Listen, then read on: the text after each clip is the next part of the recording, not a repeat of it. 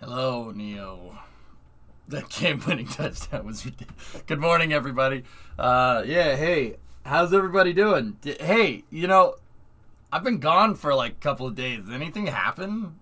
Anything change in the last couple of days? Anything? No? Yes? Maybe?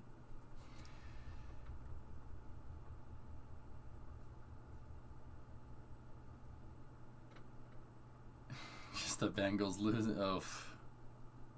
Your hair. Yeah, I know, ablative. Dude, I had to look good for Valentine's Day, man. Look at this. See this? See all this? Premeditated, partner. New haircut? Yeah, check out my new freaking haircut. Yeah, check it out. I call this the White Claw Special.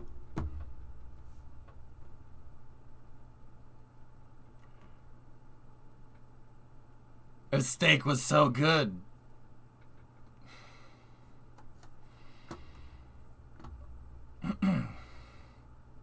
Discovery, go at throttle up. Primo, tier 2, 60-month resub. Only 9 more months to nice, Dan K.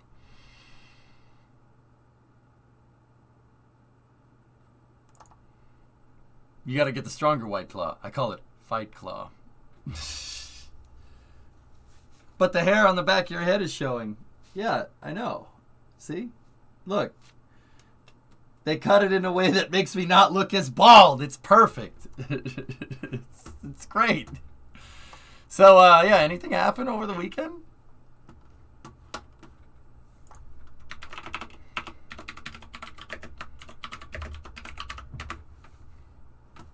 Anything happen over the weekend? Jupiter or Thor is perfect. We need Atlas for our long-distance stuff. The Titan will be even better. They shouldn't have canceled Navajo. Wait till you see our submarines with Polaris.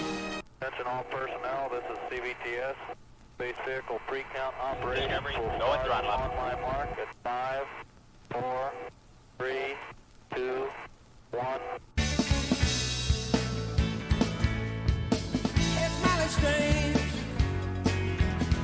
Okay, we can't listen to that for too long.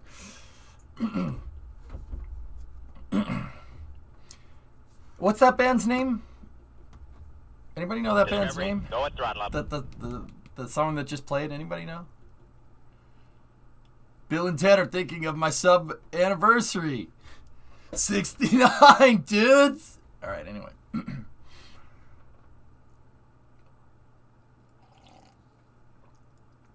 Discovery, go at throttle up. Crash 53-month resub. 4 years, 5 months. Holy frijoles. Nice. If you need more hair, I got extra. But really, every time I go get a haircut, they get impressed at how dense my hair is. Yeah, mine was like that, Metroid. Was.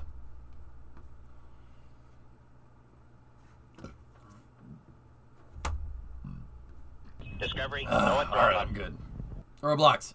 Since we're sharing everybody's subs. Oh, that's all. Dude, everybody share the subs. That's some hype train stuff right there. Discovery, go at throttle up. You guys remember that band? Polaris? From the Adventures of Pete and Pete? Down, down, down, down, down, down, down. Ay.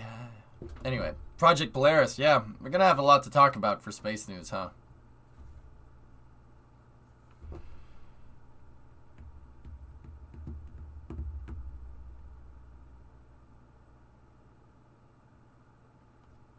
Nice, Phantom.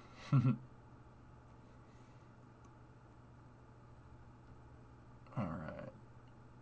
Long space news. Well, we have Tuesday Tarkovs with Taradra at 8. So we're gonna go play more EFT, which should be fun. Should be good. But for now, we got cities. Got to finish that airport. But yeah, there's all kinds of stuff from this weekend. Starship was unstacked.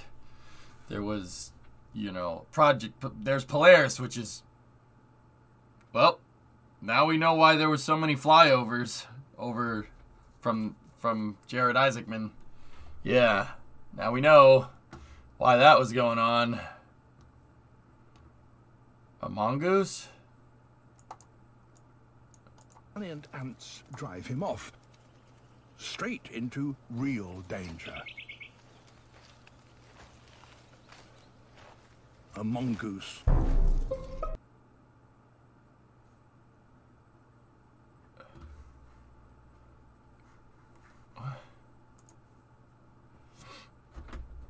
More like Poglaris. Among Us. Dum bum bum bum bum bum bum.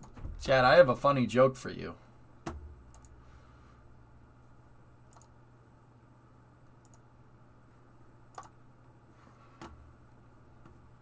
I have a joke for you. What is a skeleton's favorite snack? I don't know. Go on, guess. Death? No. Go on, guess. No. Come on. Guess. Why are you laughing? I haven't told the punchline yet. What is a skeleton's favorite snack? Guess. You're putting me in a lot of pressure. Guess. Fuck. Guess. Guess, goddamn you. Why won't you answer me? What is my favorite snack? No! No! What is it? Why must you fail me so often? Ribs! Spare ribs! Fuck!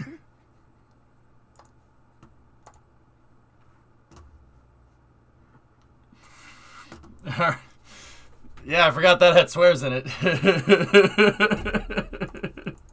Why must you fail me so often, chat? Here, I'll post the link in chat. You guys want to see that? That's pretty funny. I laughed. Ribs! Spare ribs! Discovery, go at throttle up. Frick! I didn't swear. I didn't swear. The skeleton did, man. I didn't swear nothing. Alright. There's also the Super Bowl.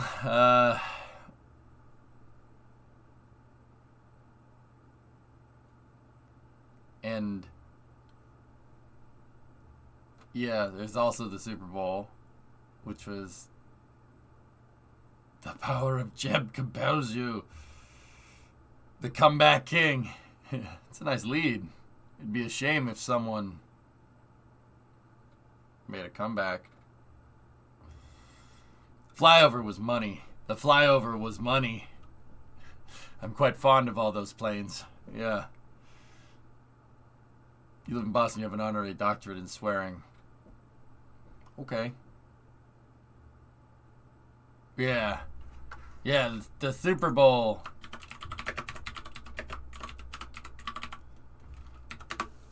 The Super Bowl flyover, it was pretty dope. Here, look at this picture. I mean, they were stealth planes, I swear.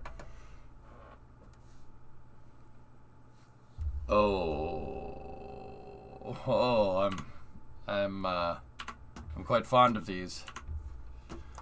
I'm quite fond of all of these. Yeah. No, I really appreciate what's going on here. Yeah.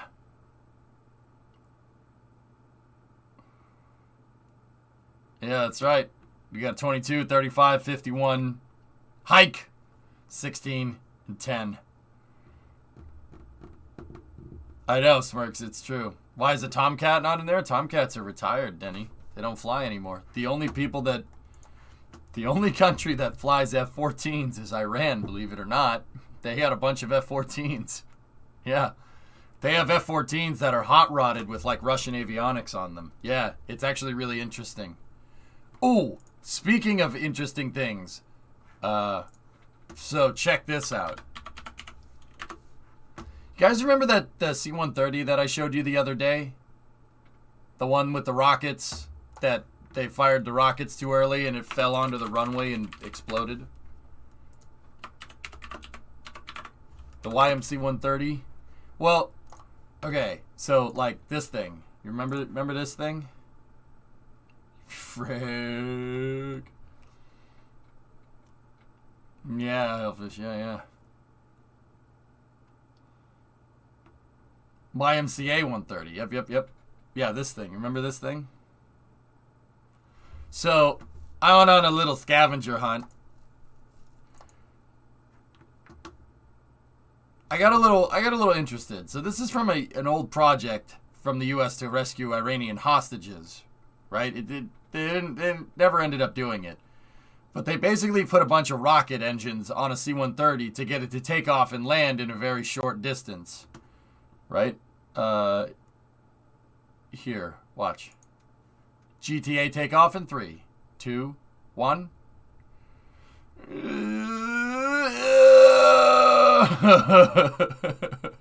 So, have you gone bowling yet? No, cousin, I have not gone bowling. My brains are going into my feet. Everything was going all real nice and dandy until this test.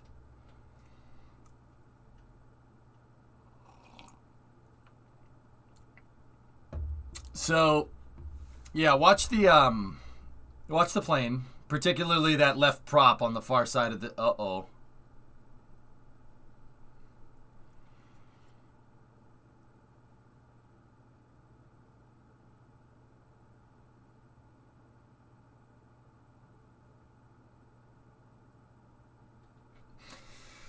Yeah, I'm gonna go ahead and say that that's probably not normal operation, huh? So I went on a little bit of a. Ooh, that's not good. I'm not happy. Oh no. So they 154'd it. Yeah, it's fine. So I went on a little bit of a kind of tangent yesterday, when I had some spare time, to try and find, like, where is that C-130 today? Well, I'll tell you.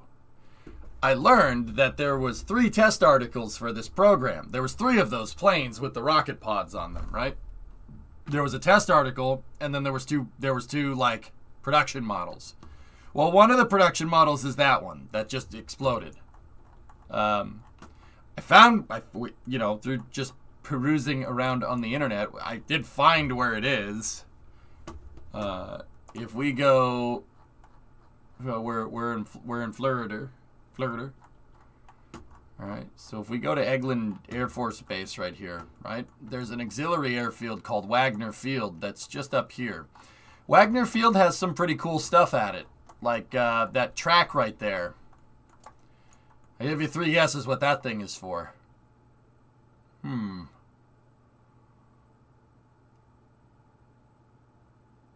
yeah, there you go, Waz. Yeah, V1s. They tested V1s at Wagner. Now, another interesting thing about Wagner Field, check this out. Those hash marks right there. Those hash marks are, well, let's get a measurement. About 750 feet. And then there's more of them over here, and you can't see them as much, but they're also there. 750 feet between the hashes. Why? Discovery. Well, Go at throttle up. like a short landing distance. Well, let's just go over here. Just go over here real quick. Let's find you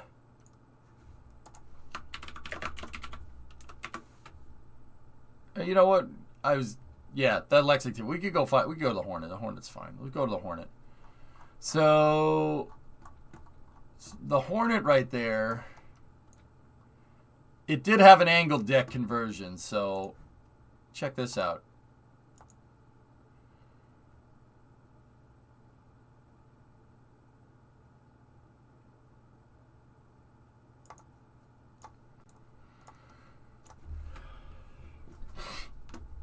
Yep, some of you already got it. Wagner Field was used for the Doolittle Raiders. If you think they measured how much room that they needed to launch a B-25 off of the Lexington, and yeah, those hash marks indicate how much of a takeoff and land, well, not landing, how much of a takeoff distance they had. So Wagner Field is where the Doolittle Raiders trained, which was pretty freaking cool, and it's also where Credible Sport was tested, which is really neat. So somewhere on these grounds is that C-130 because they buried it. It's in the ground somewhere. Now, that led me like, well, there's two more. There's two other planes. There's the test article, and then there's another functioning prototype. Well, if we go up to Schenectady, I found the other test prototype. This was after a quick Google search, all right? Schenectady. All right, so if we go up here to the this is the Upstate New York Airplane Museum. Right here, it supposedly is here. And I'm looking around, and I do see this museum is actually pretty good, man. I see a lot of really nice planes here. F-106, T-38, A-4, F-14, MiG-21, MiG-21, MiG-19, MiG-15, F-105, A-10, F-4, F-101, F-86, A-5, dude. A-5, A-7, A-6. That's a C2 right there. Huey. There's a lot of really nice planes here. There's a lot of really awesome planes here. There's an AH-1. But I'm like, no C-130. But then, watch. Whoop. Oh, yeah. There she is. There's the other functioning prototype. It's at an air museum in New York, which is really cool.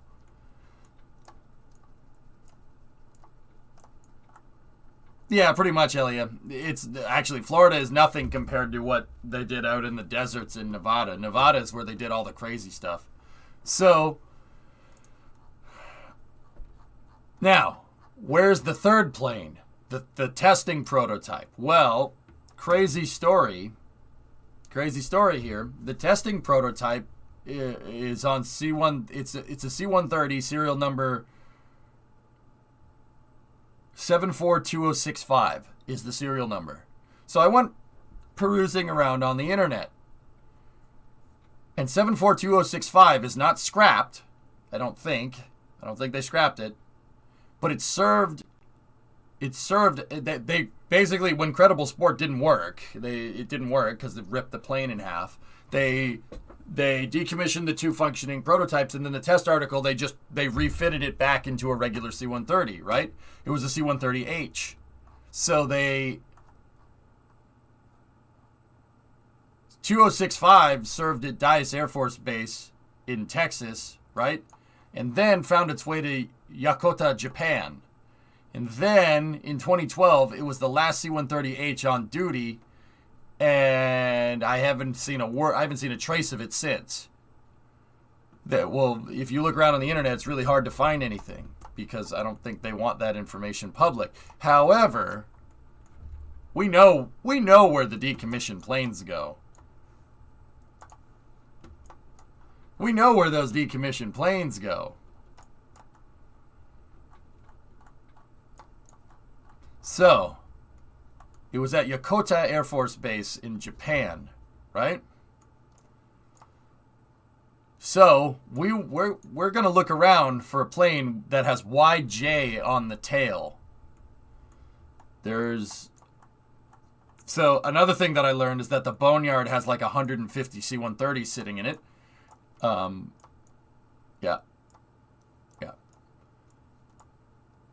Yeah, 742065.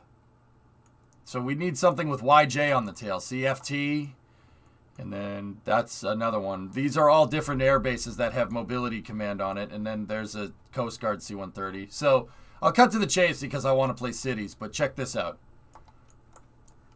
Over here in the very, very back of the Boneyard, by all the hogged out B-52s, there's 3 planes that have YJ on the tail. Estel C-130, pancake stall, good times. Yeah, right? Yep. I can't tell. The photogrammetry isn't good enough. It's one of those 3 planes. So, I'm not sure which one. And to be honest, I'm not even sure that that's that. But, No, these are planes that served in Yokota, Japan. It's one of these planes, Drummer. This is the only other place that C-130H would have gone. See all these planes? These are all C-130Hs. They replaced them with C-130Js, I believe. It's a bigger plane. So if you go over to Dyess, right? Dyess Air Force Base in Texas. That's right, Singularity. Yeah, the Strategic Arms Reduction Treaty. So those are C-130Js. See the difference?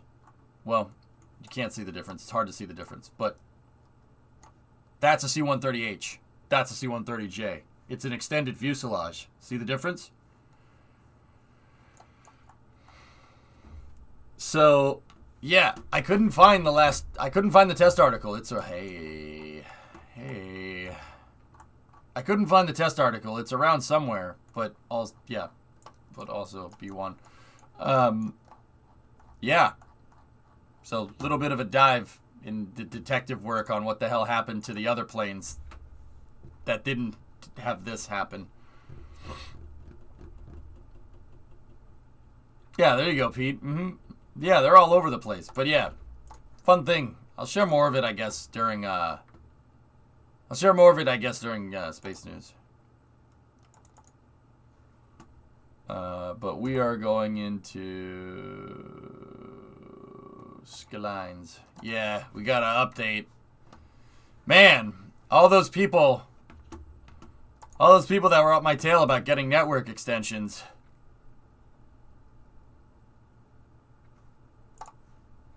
You got egg on your face, man. Yeah, Hellfish, it wasn't the smartest idea.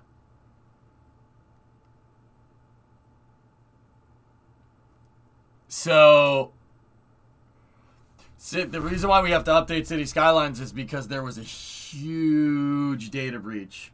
Yeah, it was malware in one of the city's mods in network extensions. Actually, it's in the Harmony backend plugin. Some guy that took over the mod put malware into it.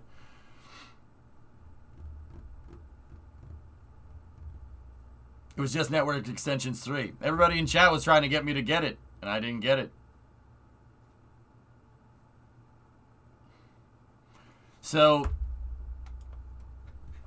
yeah, we're unaffected. Let's keep going. Boop. Probably a crypto miner. That's exactly what it was, Smirks. Yeah.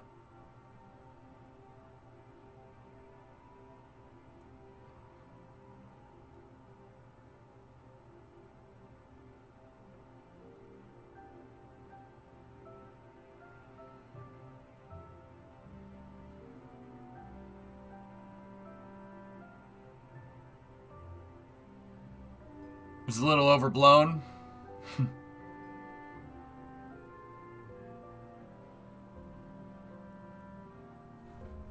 It's exactly what they want you to think, Sneaky.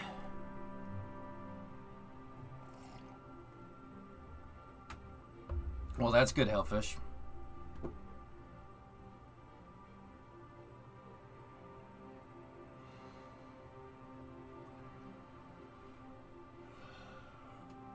So yeah, we're pretty unaffected from it, so I'm not too incredibly worried. I chose a different plot for my building. Any problems with it? That's where the stadium's going, I think. Make sure you K3. Make sure you're not fouling on the stadium, or yeah, fouling on the stadium. Super Bowl jokes. And make sure you're not fouling on the train station either.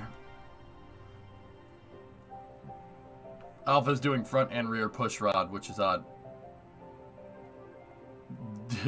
Custom glider shop, yeah. We make airports here, sir. Sir, this is a Wendy's.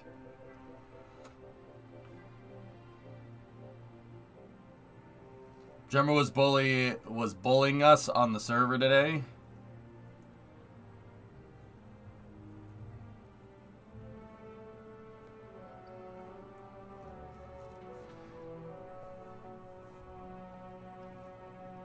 I make airports and airport accessories, boy.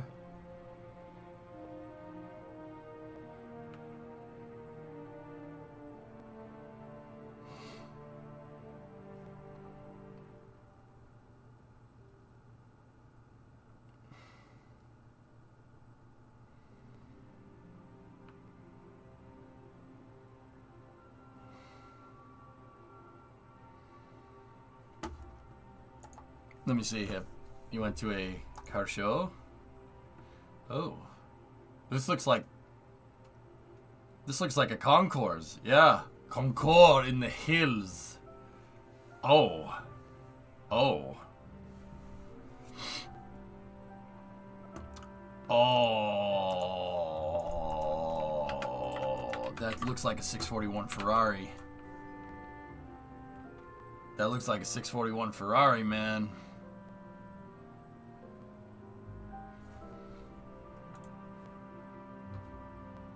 Also, 5 p.m. is the first Daytona practice. Daytona. Alright, Hip, let's see.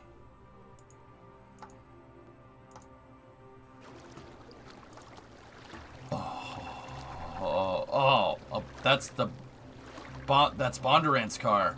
Oh, that's money. I missed that when I just looked at it a second ago.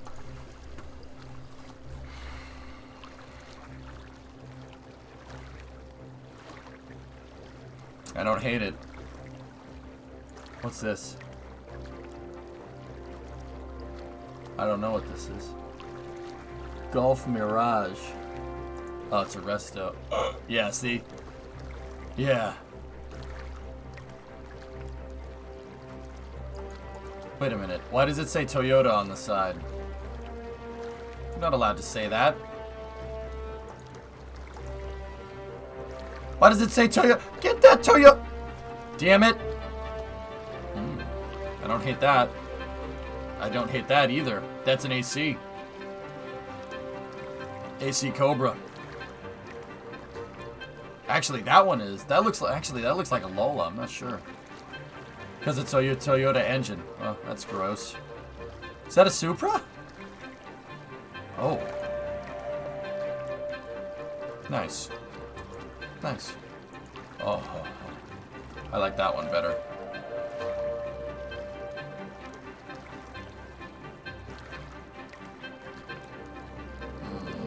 Is that a Supra? Is that a Supra?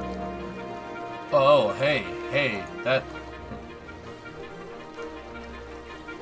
Oh no. Oh no. What's under...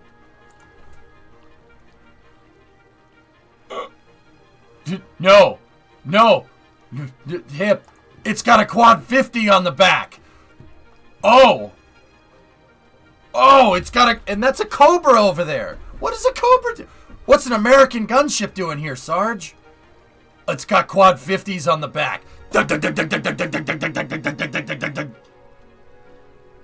I'm telling you, it was nuts. I believe it, dude. There's a freaking Cobra. That's a Super Cobra. Whoa. That's the new one. Well, new-ish.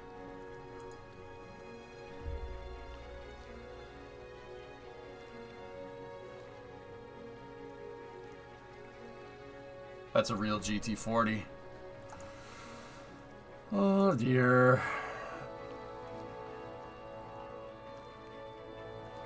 Oh, a Shelby Daytona over there. Tell me you got a picture. Yep, okay.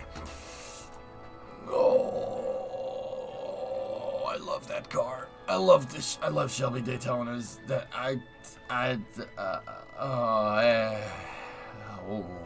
whoa, whoa, no way. No way.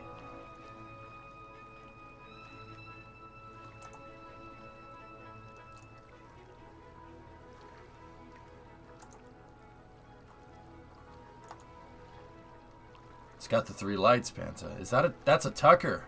Wow, that's rare. Get that piece of trash out of here. Not this. That one. Wow. That's an extremely rare car. Yeah.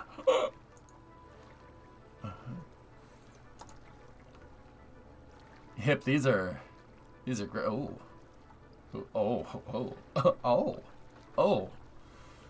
Oh, 50 Devon.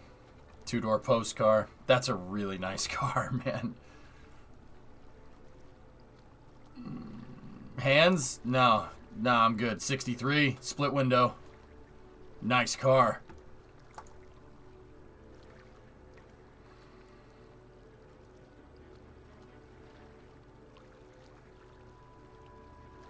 Stainless steel construction. Better for flux dispersion when you're traveling through time portals. It's true. It's got the almanac in it. Chief, I'm doing just fine. Oh. Oh, look at this. Nice. Very nice. Twin I-beam? I don't know. It looks like it's on a Crown Vic chassis. I don't know. It looks like it's on a Crown Vic chassis. Could be wrong. Lug pattern. Dead giveaway. That's not 5x5.5. This truck would have came with 5x5.5 lug patterns. That's 5x4.5. It's Crown Vic.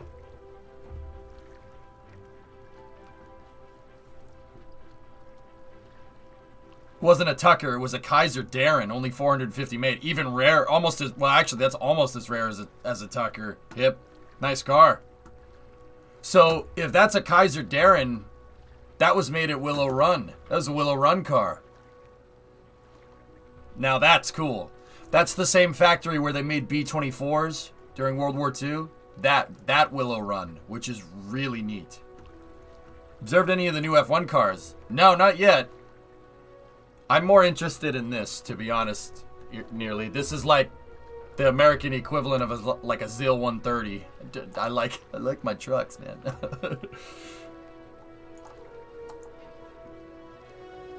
That's cool. This is like a 48, 49 Chevy Apache. 3100 right there. Looking fresh with the new cut? Thanks, man. I needed to look good for Valentine's Day for reasons. You know what I mean? Guys, I bought Brimo for Valentine's Day. I bought her favorite snack. Tide Pods. You think I'm kidding? Hey, a little red wagon. You think I'm kidding? I'm not kidding. Seriously, I got her flowers and Tide Pods. I hid candy underneath the Tide Pods, though. But that did happen. Little red wagon. Hey, a McLaren. Oh. McLaren just... Oh, he's parked in a handicap. Typical. Alpha. That's an old Alpha. That's cool. This is the type of car that Enzo Ferrari would have driven. That was a dangerous move. No, it wasn't. It was fine.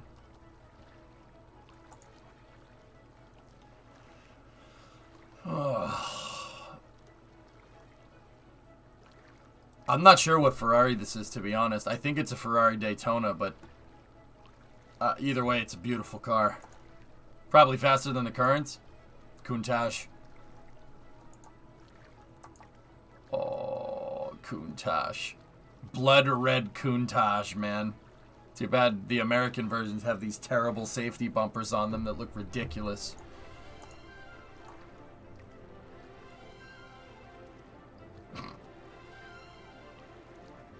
Oh, an E-Type coupe. I think it might be a 250. Take off the wing and it's beautiful. Indeed. That's a nice car. That's probably one of my favorite British cars right there. E-Type coupe. Look at how the back opens up. Look at how the back. It's got a barn door boot. That's ridiculous.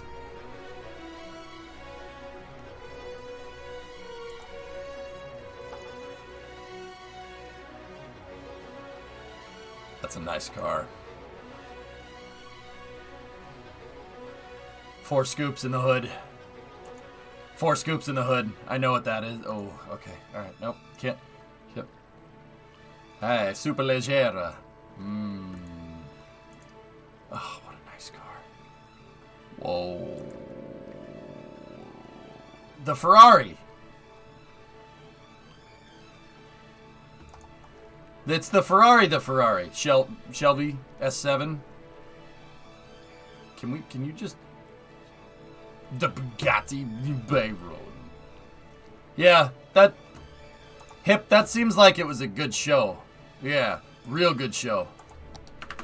Let me get cities up and running. There we go. That seems like it was a good time. The Ferrari. No, it's the Ferrari. The Ferrari. Bananas, it's fine. We're back to working on Hando Bonani International Airport. So, we got our runways figured out. I got the runways all done up.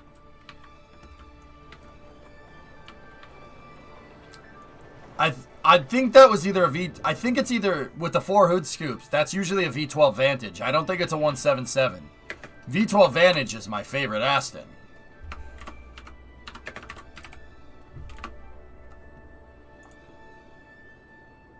Four hood scoops, man.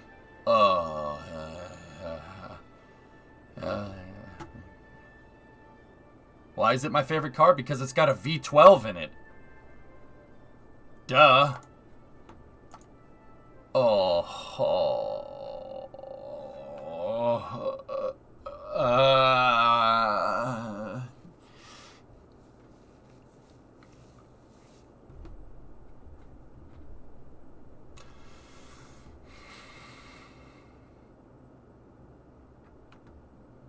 The Aston V12s are 2 Fords V6s stuck together. I mean, that's fine. That's okay.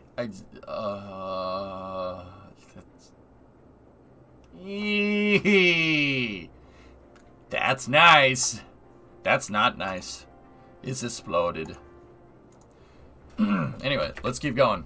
So, where were we at? It seems like it's been a while. I got the approach for this thing, for that runway figured out.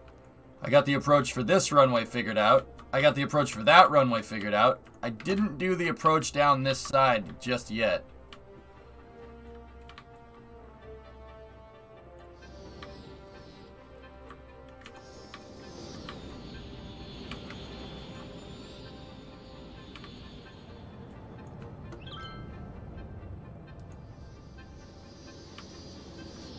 Taking off? Yeah, he's taking off.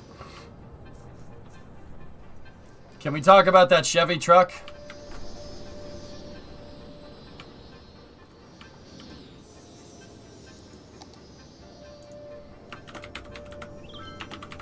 Yeah, I got a model of it right here. See? Here, goalie, look. I got a model of that Chevy truck right here. Isn't it beautiful? Look at this. Look at that. That's a nice Chevy truck, boy. It's electric, you know. Hey. What the frick was up with all the anti-space commercials during the Super Bowl? Can these people, like, go the frick away or something? Like, can you...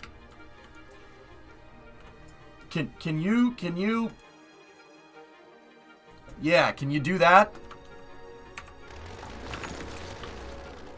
No, there was two. There was two. Those stupid punk Swedes with their punk frickin' Volvo. What, you think the Polestar's better than a Plaid? Get out of here. Get the frick out of here. Frick off with that. Frick off with that. Polestar, no colonizing Mars. Oh yeah, why don't you take your Swedish meatballs and shove them up your Polestar? It's ridiculous. Ridiculous. Anyway. Yeah, there were two of them. That bullcrap Salesforce commercial.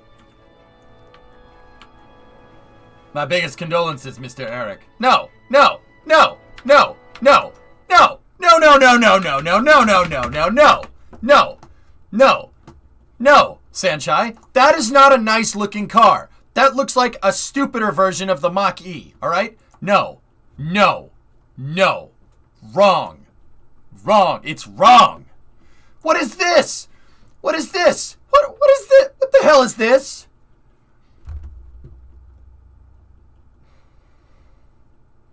And the steering wheel's on the wrong side. What the hell are you doing? What the hell's the matter with you?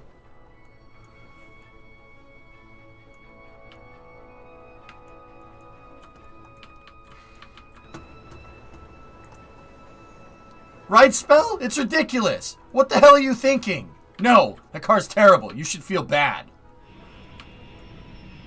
I saw one on the road. Corsi, don't normalize. Do not normalize that car. Do not normalize that car. Do not no, don't do that. Don't normalize that. No, it's bad. It's bad for you. No, the best commercial was your cousin from Boston. Your cousin from Boston with the Boston Dynamics robots. Hey, you thirsty, buddy? Here, have a Sammy. Whoa, hello. Links for space. Yeah, Novus, I saw that first bit of news. Interesting. Hey, I fly that airplane. Which one? See, I got a little commercial ramp going on here. The CRJ, nice plane.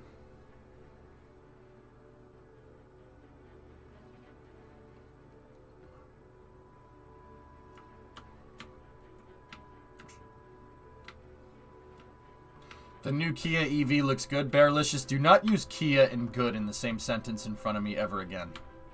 Okay? Ever. Don't do that.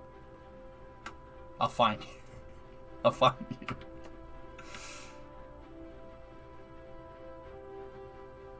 Kia, good. Well, Pete, lucky for you that's a fragment. It's not a sentence.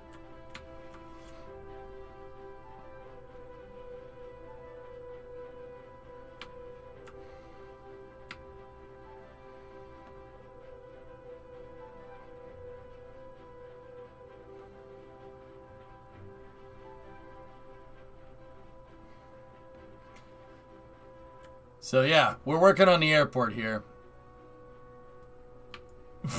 Metroid.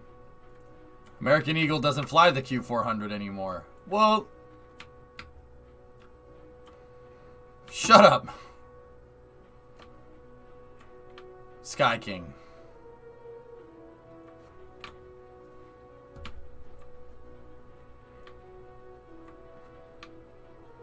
At the approach end of runway 2, your ILS critical area line should be further back. The ILS localizer beam width are tailored to be 750 wide at the threshold, plus or minus 325 from the center. Okay. You know what's cool, Crash? I understood everything that you just said. And that makes me happy.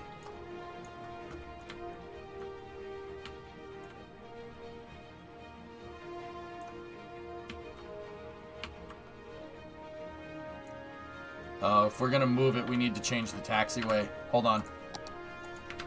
So guys, what I'm trying to do here is work on, I'm trying to work on this airport. I'm trying to make it, I'm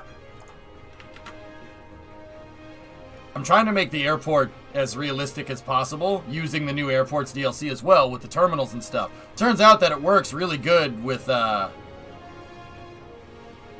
It works really good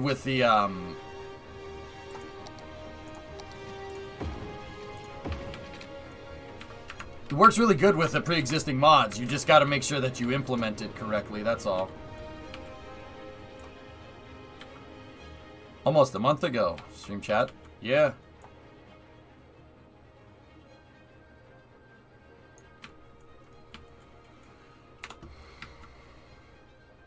You'd put the critical area before the turn? Okay.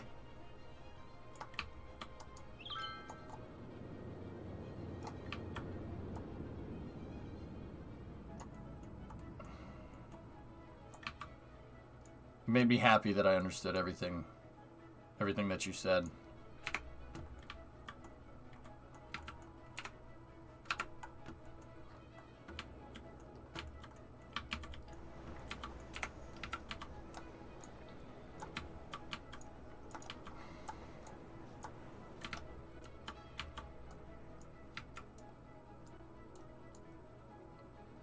So, with a couple of airport mods, what I'm doing is I'm making the runways as realistic as possible. I have actual pilots in my chat, because we're a bunch of plane nutcases here, that are helping me make sure I get this airport as good as it possibly can be. Now, what does this thing do? Well, here's the thing, fellas. It's something that I've noticed about airplanes and airports. Everything is to be taken very literally, okay? Very literally. With planes, there's no trick answers or anything. So, for instance, this is what's called a critical area indicator, okay? What does that mean? Well, there's this thing over here. See that thing? this thing right here. This is an ILS localizer. What does that do? Well, that tells the plane that's landing on this runway coming towards this thing, so like how that plane just landed right there, that tells the plane where the runway is, basically. Yeah. So, and how that works is it sends a signal back and forth. The plane homes in on the signal that this is transmitting, and it uses that to find the runway. Now, the critical area basically means don't turn here, because if somebody violates the ILS critical area, this thing could bounce the signal off of a plane that's in the way, and inadvertently a plane that's coming into land might not be able to find the runway correctly. Yeah, you don't cross the critical area. That's a bad idea. Don't do that. Don't do that, because a plane coming in might not be able to find the runway, or even worse, you screw with the signal and it tells the plane that the runway's in this ditch somewhere. So, these are ILS critical areas. Basically, like I said, take everything literally. ILS, Instrument Landing System. This is to make sure you don't block the localizer. That's all. That's what it is. You got to take very literally. This is the line that marks where the ILS starts. Simple as that. Over here, like for this one, for instance, it can help people translate what the heck all this means. So, 2-20 means if you cross this line, this is what's called a taxiway taxiway run. It's a runway threshold indicator, I guess. Basically, yeah. I think it's a runway threshold indicator, but that's also a threshold indicator. So that's probably not the right name for this. So, 2-20. That's the numbers of the runway that you're getting on. So 2 is first because you're going to get on runway 2. If you take a left right here, you're going to get on runway 2 if the plane's facing that way. If the plane is 180 degrees facing that way, it's runway 20. So 2-20.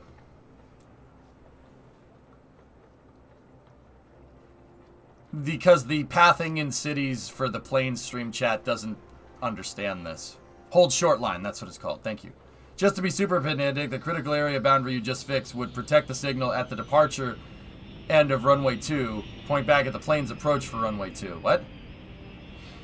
Oh, yeah. Okay, I got you. So, this is the hold short line. That's what it's called. Yeah. So, this is the hold short line for runway 2-20. Now, see how part of it is dotted and part of it is solid? You shouldn't read into that much more than you need to.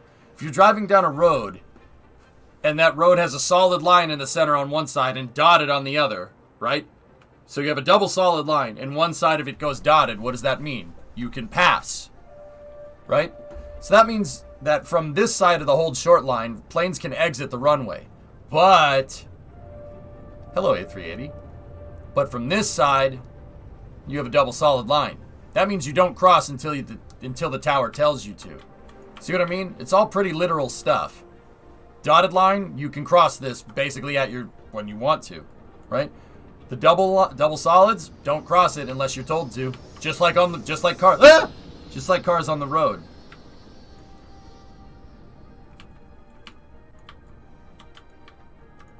The 2-20 should be swapped. It's based on the end of the runway. It is swapped.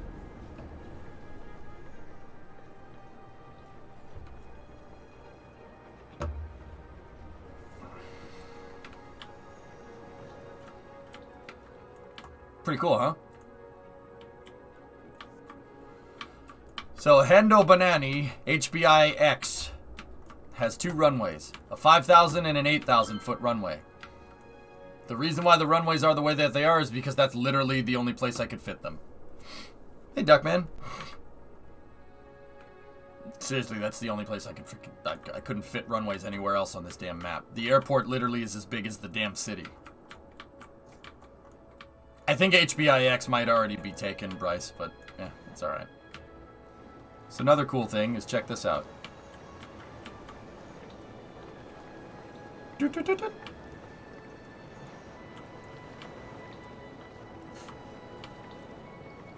see the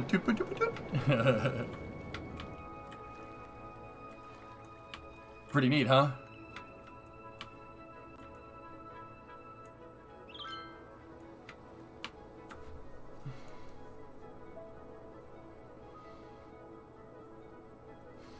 So the way the ILS critical boundary works in conjunction with the hold short lines, the ILS critical area becomes the hold short lines when ILS approaches are in use. The hold short lines are used in all other approach cases. Cool.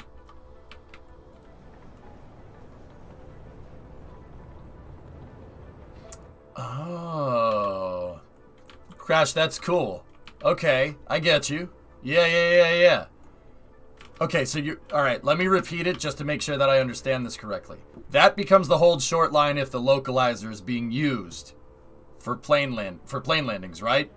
So you'd have to tune to tower departure or tower frequency, right? And the tower would say hold short runway 2 ILS critical area or something like that.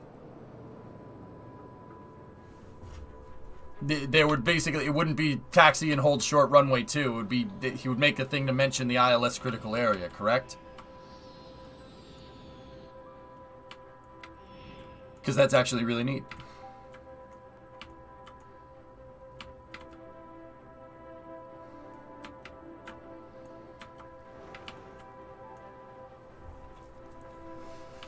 So if the start of runway 2 is on the left and you're holding short of runway 2, 2 should be on the left. If it's 20 on the left... Yeah, Papa Bear. I'm pretty sure I have this right. Shatter helped me out with this. He made sure I got it right, because I want to get it right. It is flipped. So 20 is left in this, so it's 20-2. And over here, because 2 is left, right? That's 2-20. And it is flipped down the other side as well. Someone should make a mod for a shuttle to land every once in a while. Oh, you can't tempt me with a good time, man. That one actually should be swapped, I think.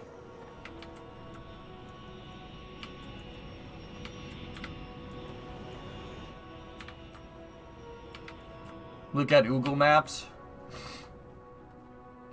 Yeah.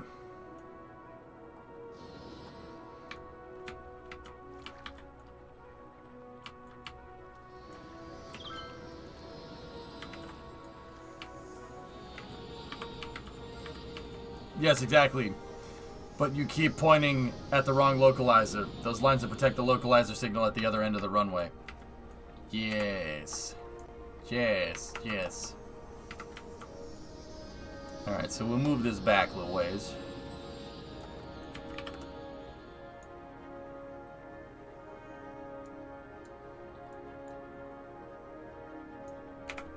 Alright. We'll go over here like this.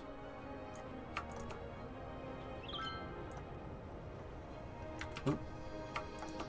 Oh, don't use the super cool taxiway.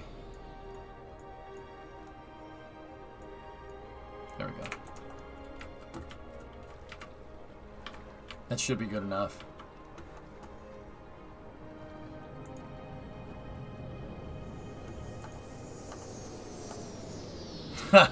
Sneaky, that's amazing. Yeah, Pete, I got you. No, I get it. I get it, boys. At least I think I do.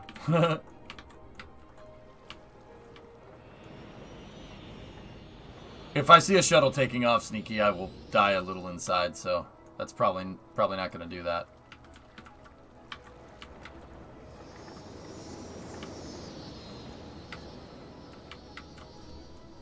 If I see a shuttle take off under its own power, I'm going to be... It's not a space shuttle, that's a Buran then. Differences. This would have disadvantages.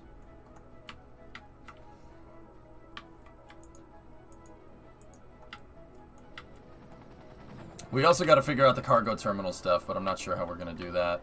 I haven't figured out what we're going to do for the roads yet.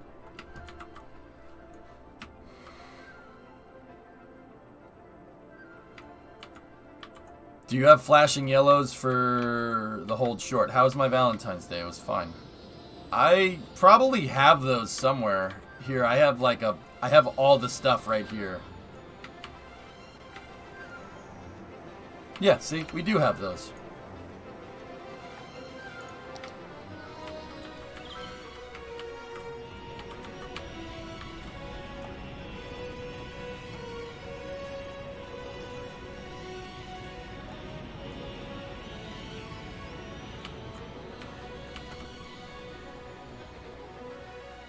This is a hold short indicator, right?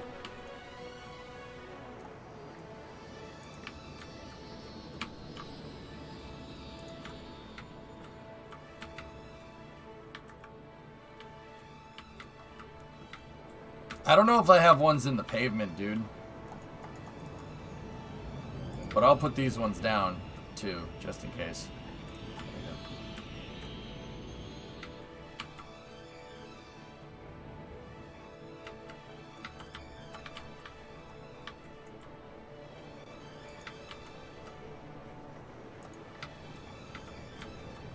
Yeah, but most of the stuff is pretty literal stuff. Like that's what I noticed with the planes. There's no bull crap. There's no like trick questions. Because, you know, if you even try to make it a little bit like you can't make it complicated. I'm sure that was a thing at one point. They made it complicated and then people died. So like, I can't say a particular scenario, but I know that the reason why this stuff is so ridiculously simple, just from my limited knowledge about aerospace, is just you don't have time for bullcrap with that. You don't have time for bullcrap. Don't do something stupid. You need to not do that. Lives are at stake. Like, I don't mean to be overly dramatic, but that seems to be pretty much what's going on. You don't want to screw that up.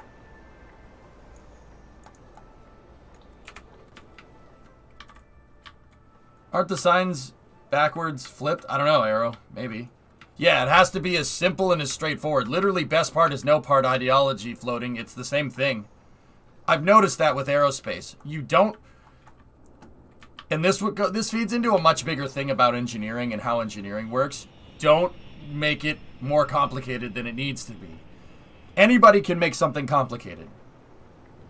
It takes a lot of time and a lot of effort to make something simple. Especially something simple out of a complicated concept. Ask Astra. They know exactly all about that. Planes and airports are the same way. You have to keep it simple, man. It can't be complicated. Hey, Ren, what's going on, man?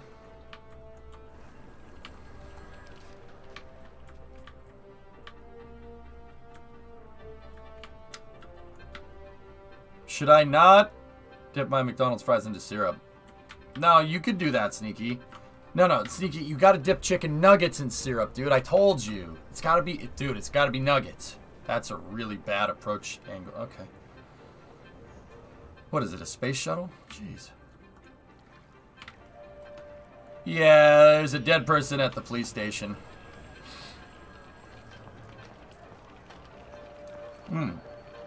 Nuggets and honey is good, Waz. I'm gonna let you finish. But we all know that if you take McDonald's nuggets and you dip them in maple syrup, it's legendary. In fact, every time I go to a McDonald's, they're like, what kind of sauce? And I'm like, you got any maple syrup? And they're like, what? I'm like, no. Dude, trust me. And then it clicks for a second. They're like, oh, that's a really good idea. I'm like, yeah, because chicken and waffles. No, it's freaking delicious. I'm telling you.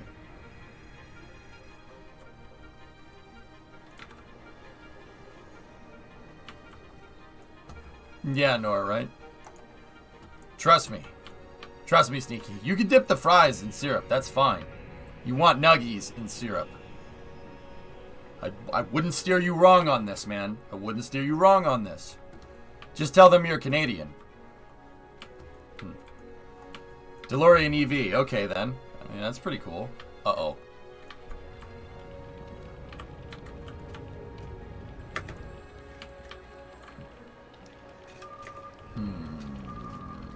Yeah, we, might have to change that.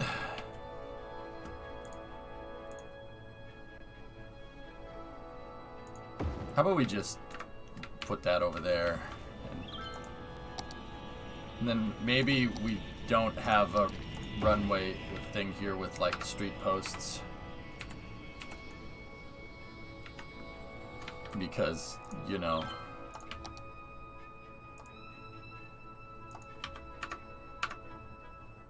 It's probably not a good thing. Now we know why there's a dead body in the police station. Yeah, for real, man.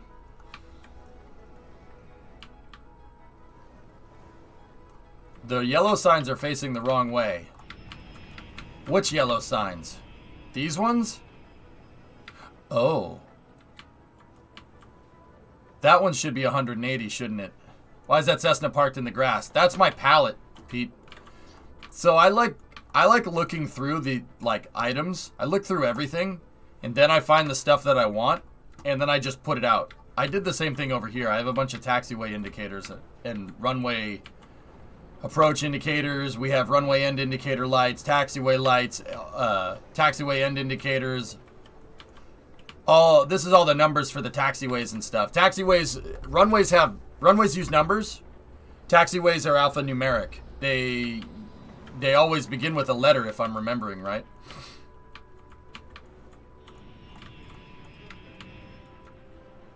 So I put the caravan there. I put the caravan there because I wanted to make a GA area over here. Or we could do a boneyard too.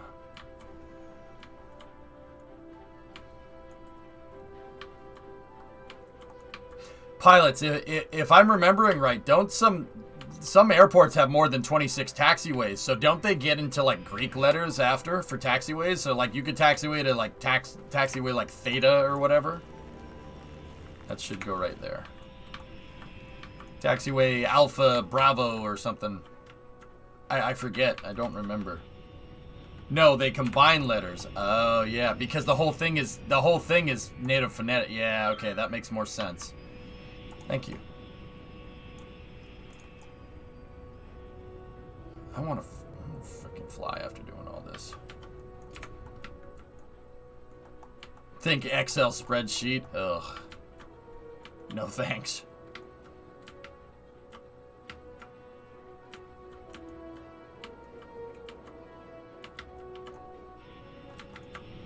That's a big plane. I also have a mod that puts actual liveries on the planes, like real liveries. Like that Air France.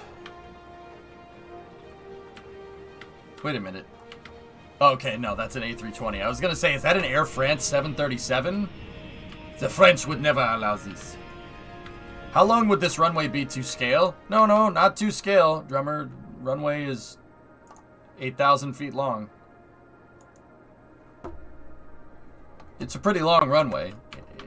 That's a pretty long one. This one's 5,000 feet over here. About 1 mile or 1.6 kilometers. Actually, that one's close. Yeah, that one's a mile-long runway. Yep. Oh, drummer. Yeah, I saw your message. You did the conversion thingamajigger. That's cool. That's a good idea, man.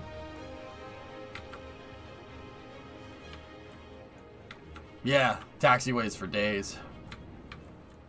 Hey, Nash, what's going on?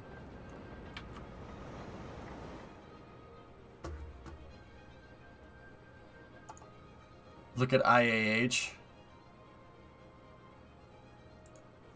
Houston? Okay, let's not get into look at every single airport. I only need to look at one for some... Yeah, drummer, you have to make sure that we add standard banana measurements, or SMB, into our unit converter.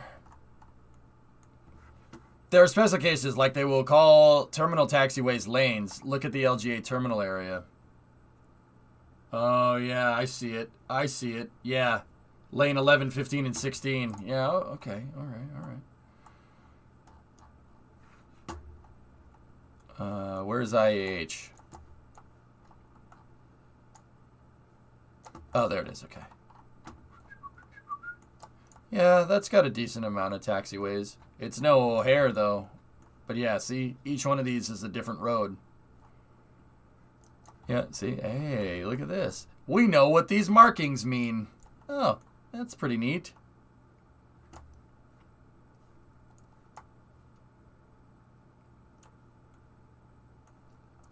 Whoa, wait a minute.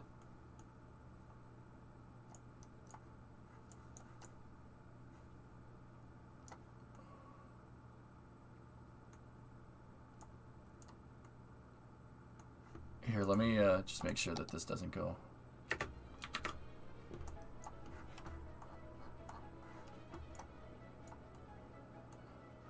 Why would you have... Okay, so once again, we can translate this. Everything is super literal.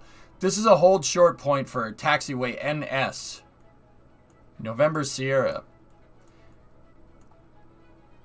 Why would they have why would you have a hold short point for the taxiway? Maybe so a plane can go this way?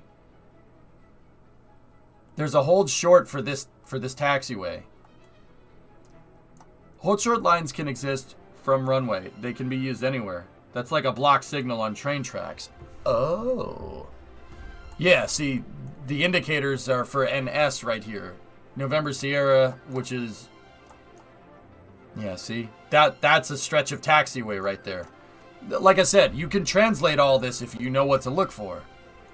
And now there's the runway hold short lines here. Oh, dude, look. You can see them. The photogrammetry is picking up on it. Well, Hondo, this is a hold short line for this thing. See, because there's, if you look, the yellow is the indicator for NS. NS to the left, right? So, this is literally a turnaround. Think, anybody from Michigan? Michigan Loop. It's a Michigan Loop for planes, quite literally. It's a little bit after the runway so you could turn around if you need to. This also doesn't go exactly to the runway. There's another hold short point here, and it looks like there's a hold short point here, and then there's taxiway edge right here, and you can stage planes there. This looks like a de-ice pit, believe it or not, but I don't think that's right. And then, right here, you have the hold short indicators for 33L15R. 33... Oh, my indicators are backwards.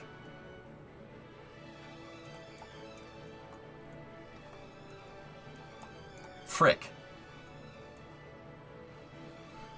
I cannot tell a lie. You are holding it backwards.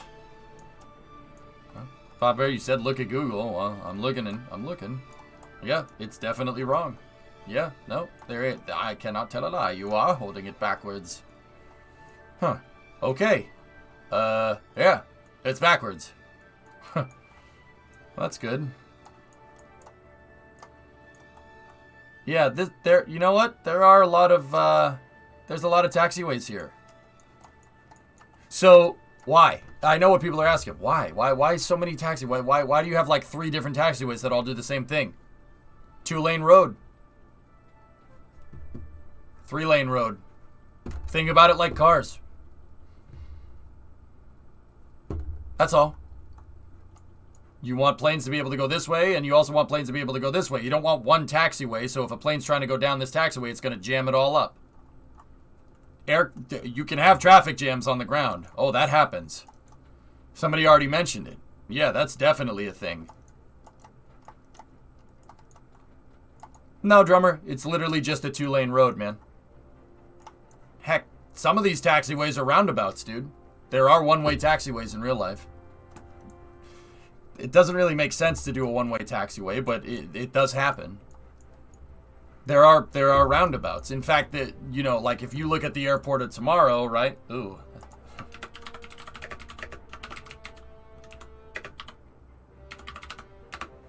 They theorized a roundabout taxiway, which is what I would really like to implement when we do Epcot's airport. I'm using Hando Banani and I'm using Fairlane as a test. Check that out. See the runways? You have 4 runways, and the 4 runways have a roundabout taxiway. Roundabout airports are smart. That's a really good idea. Not circular runways. Circular runways are stupid. I don't think that's a good idea at all.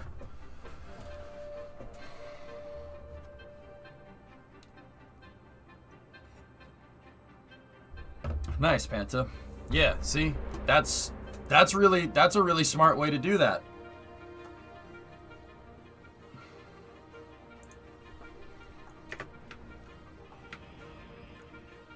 Not exactly efficient in terms of footprint. What airport is? Why hasn't it been used yet? I don't know. Probably because there's, you know, it's actually probably what Drummer said. Nobody's built a new airport, you know? The people that have don't have the space to do something like that.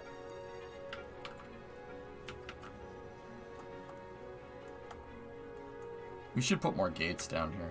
But either way, yeah.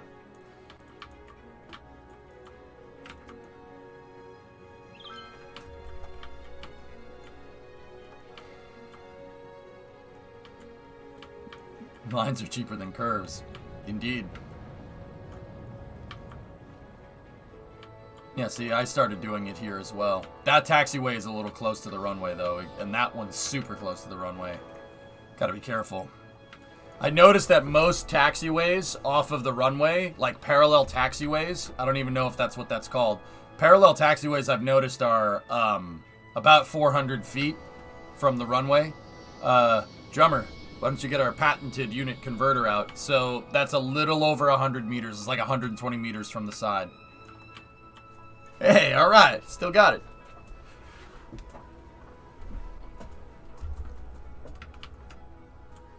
I'm getting pretty good at that. Not.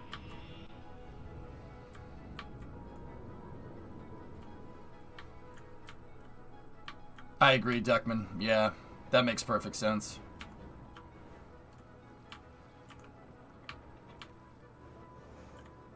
Round it to the third decimal point, I guess. Drummer, third. Yeah, makes sense. All right, so the other thing I wanted to do is get a train track going in here. And then I wanted to do a little bit more FBO stuff. So FBO is fixed base operations, which basically means plane maintenance stuff. That's the right way to say that. I'd like to get a track in here, train tracks in here for the cargo terminal, and so we can get passengers too. But the other thing I was thinking that would be a good idea is to find a way to get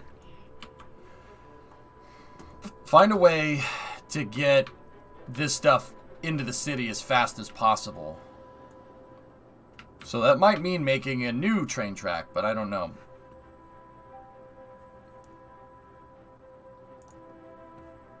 Be so kind and show chat the most beautiful car in the world. Alpha. I don't hate it, Chief. Oh. That's so cool looking. I love cars that have the engine hanging out the back. That's really neat.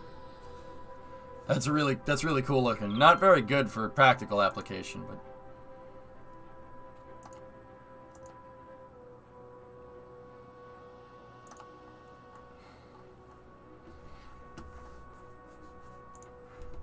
have you seen the new 2021 F1 cars? Yeah. Yeah, I've taken a passing glance at them, but I haven't. 67?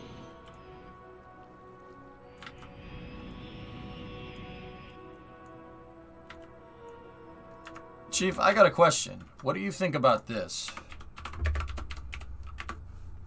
Just out of curiosity.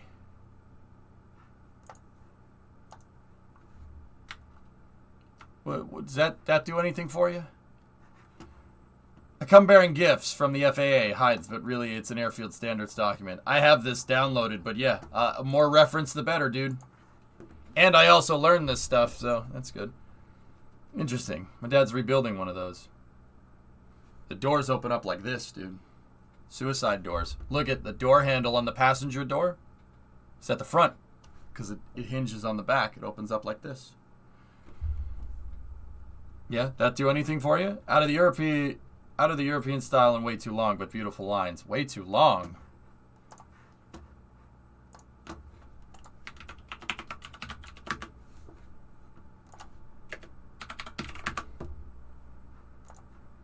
Chief, is this also way too long? Is that way too long? Go ahead. I'll wait. Is that too long as well? I don't think so. It's as long as it needs to be. fool.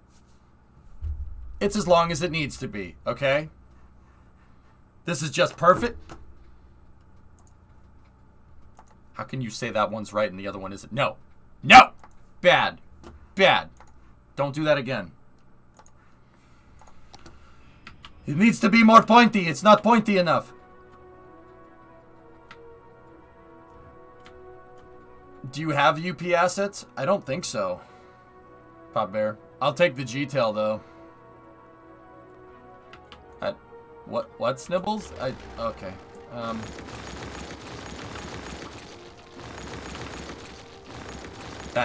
That's weird. Alright. Norfolk Southern? Why don't you Norfolk right the hell off with that, Ein? Are you kidding me? Norfolk, oh yeah, I like Norfolk Southern. No! Bad! Don't do that again. Stop it. Stop it. Yeah, probably, Chief. Yeah, G-Tells. So, okay, little word on that engine. You see this thing? Jet engine inside. It's a jet-powered train. It's got a turbine in there, like from a power plant, like a turbine from like an oil rig. It's a jet engine that's turning an alternator, which is really freaking cool. Yeah, see that? That's the fuel tank for the entire train. It's also a model. No. G-Tails are real. Shut up. Oh, yeah. Yeah, jet engine. Because frick you, jet engine.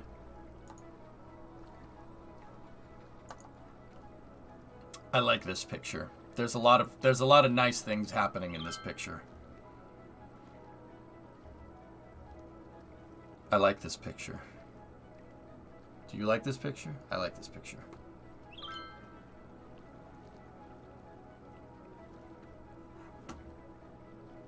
Of Americans pronouncing obviously UK. Hey, I say Worcester the same way that you say Worcester. Shut up. Frick off with that. I grew up with your stupid pronunciations. Your stupid town names. Gloucester, Worcester. Yeah, I grew up with that nonsense. Learn how to say things correctly. And before you say, well, that's our language, mate. No, it's not. You know what? It's not your language. If you speak English, people think you're American, okay? They don't think you're British anymore. We stole that from you. And you know, we're not giving it back. Go away.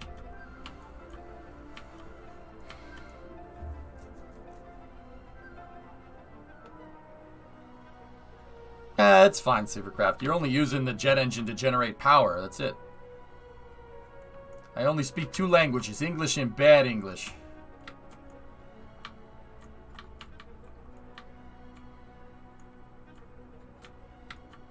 English people are just mad that we appropriated their language. And we ain't giving it back. What up, Ernock? All you Winchesterton Field Villians.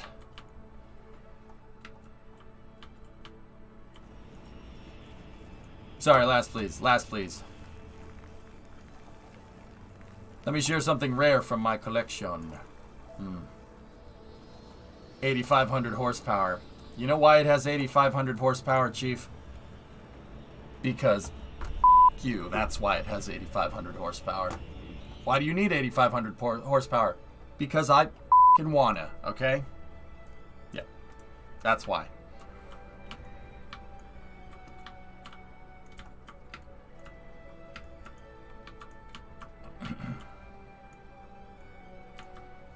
Anyway.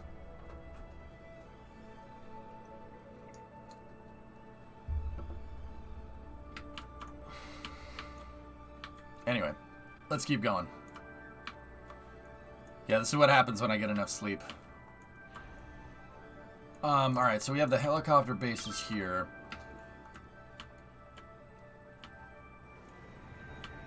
I like that hellfish. Yep. Alright, let's figure out a way to vector in these train lines here. I was going to add more helicopter depots, but I think the train line is the right thing to do right now. I need to get a train line in here, and the tracks are currently across the river. You're in the hospital across the river.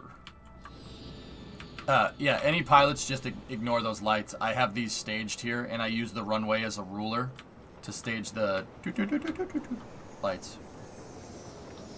Yeah, those aren't supposed to be there, just in case anybody's wondering. You damn right you do, Chief. Yeah. Actually, Chief, one of the things from Route 154, I don't know if you saw it, but Brimo and I drove through Cajon Pass, and I saw a freight train going up Cajon Pass, and it was pretty impressive, if I do say so myself.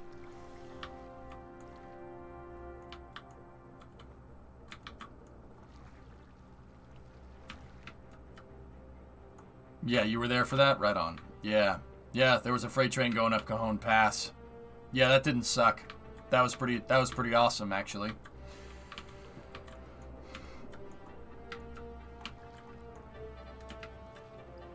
Train for passengers, cargo, or both? Well, I have the train depot for the station right here. Okay? I don't want to, that thing won't allow intercity trains. And I want to try and connect it to the main terminal here. The multi-platform train station. I want to try and connect it there. Passengers are cargo. No, they are not. No, you're not. No, that's not how that works. Stop it. Stop that. I don't know, Mayor. That would be nice.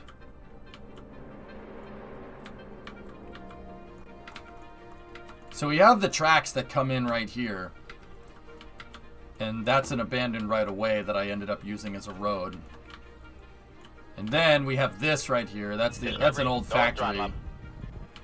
And then from here, it connects directly. I have the right-of-way from the tracks going underneath that road, and it connects directly in over here. I also left areas here in case we needed a cargo terminal for this industrial area.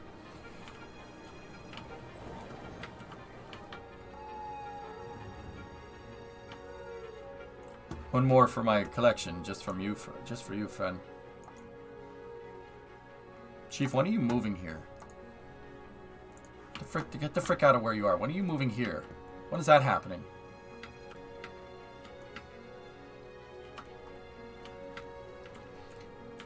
Anyway, I want to kind of utilize the new high-speed rail that they have in the game. Well, it's not necessarily high-speed rail. It kind of is, but seriously thinking about it. Do what you want.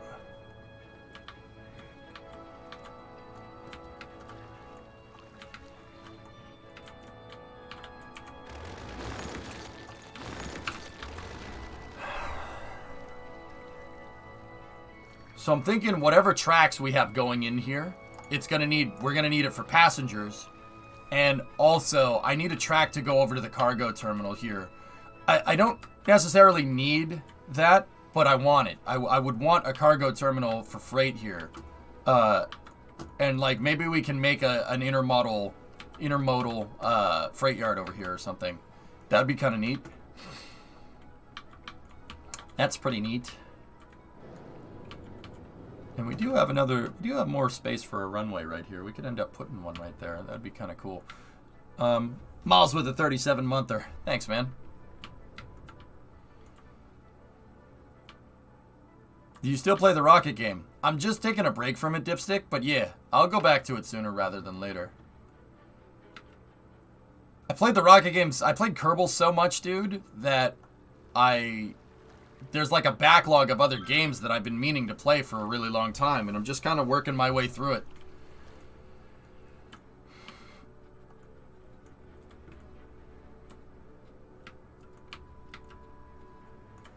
Alright, I'm going to start laying down where I want these train tracks to be. SpaceX is life. Football is life. I like your name, SpaceX.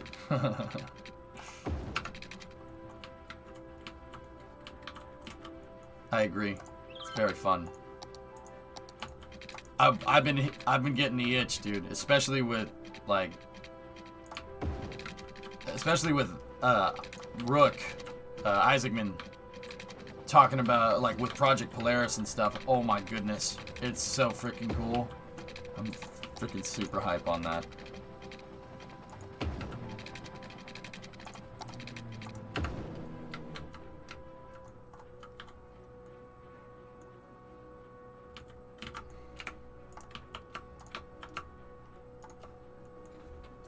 SpaceX here. Let me, wait, where is it? Oh, I don't have my... Do I have my Falcon Heavy hat? Hold on. Nope. My Falcon Heavy hat is in the other room from when I was at the Falcon Heavy test flight. Saw those boosters land, man. Those boosters, twin boosters coming down. That's pretty neat. That's pretty neat.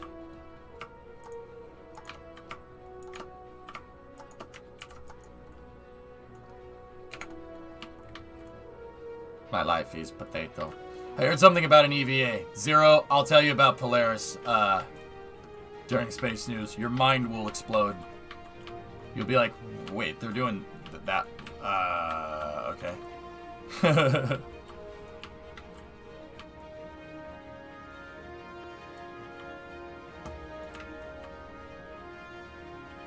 I agree, Phil. Yeah, they should have done that then. That would have been amazing. Ooh, space news. Wait, SpaceX's life, is this your first time on this channel? Oh. I don't know if you can tell from my background. A little bit of a space nut. Just found you earlier. Oh, right on. Yeah. I'm a little bit of a space nut case. Yeah.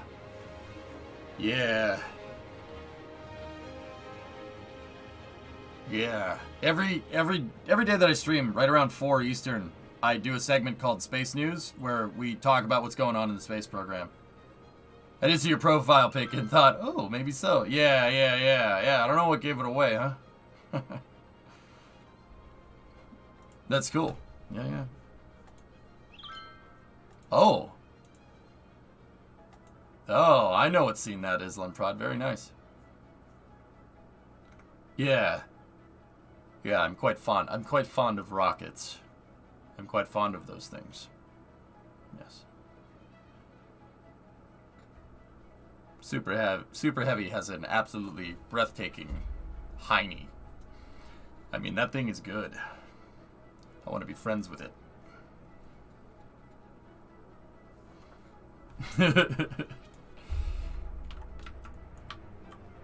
I mean, that thing's good.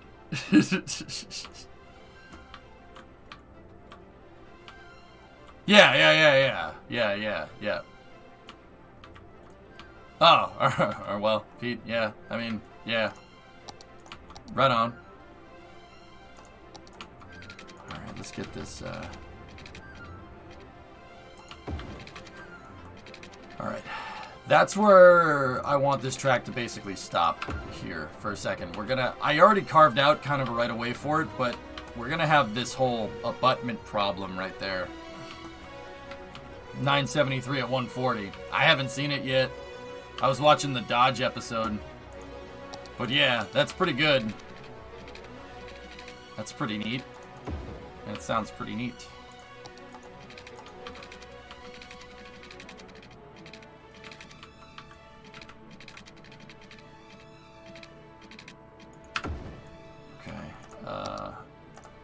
That's the airport's grid power connection, so yeah, we're gonna have to shift that. Have some cool emotes for sure. Right on. Yeah. There's an oopsie with Dragon on orbit. Zoom in and try and figure it out.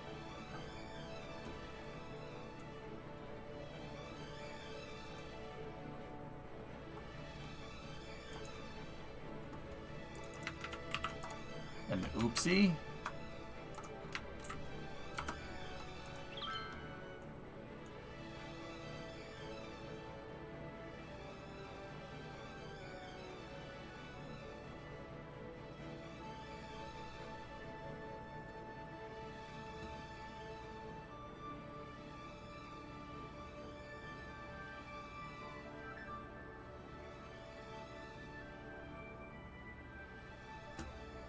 Oh.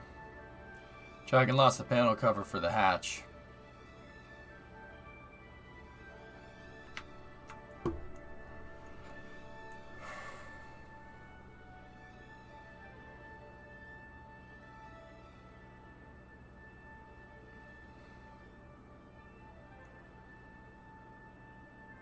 Discovery, go at throttle up. Oh, you got gifted a sub. There you go, SpaceX. Right on.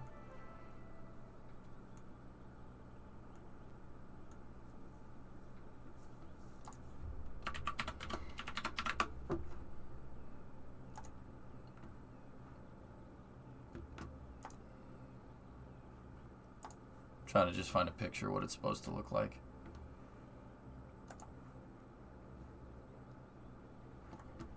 Let's do CRS-21, why not?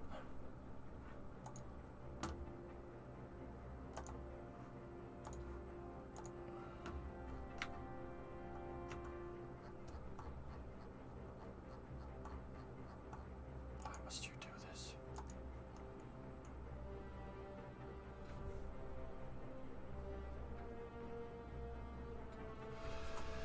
Yeah, Ernock, it's a 318, man. 318s are bulletproof. They don't make the most amount of power. I have one, but they're unkillable. That is an unkillable motor. The only thing you're gonna croak a 318 with is boost. Yeah, Forge, I wouldn't worry about it. I mean, it's something to take into account, no doubt, but is that bad for re-entry? No. How much boost would it take? Well, it's got pretty low compression. You could take a good amount, dude, but you need heads. You need heads that can... I mean, you know this, obviously. Yeah, it's probably something to take into account, but I would call that a low-level item, to be honest. That's not really that big of a deal. It's something to take into account, and it would probably be a good idea to figure out why that happened. But, yeah.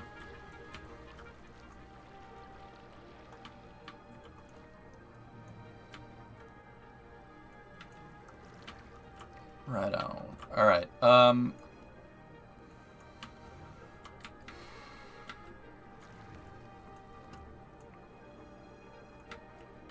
Do we have the Concords yet? No. Not yet.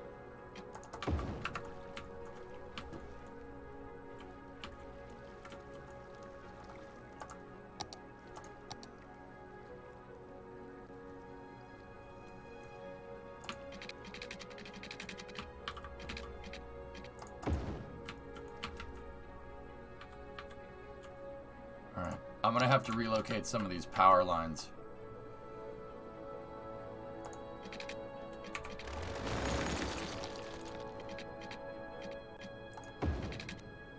There we go.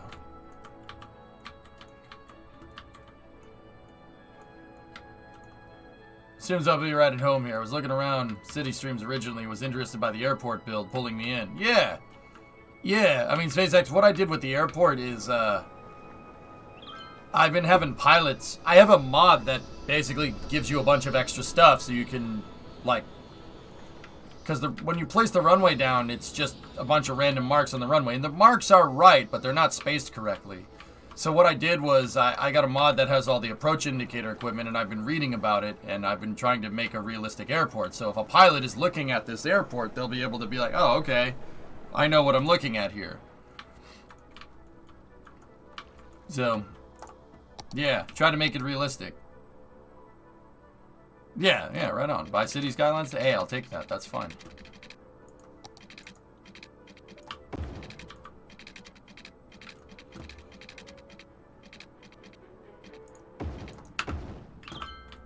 Okay.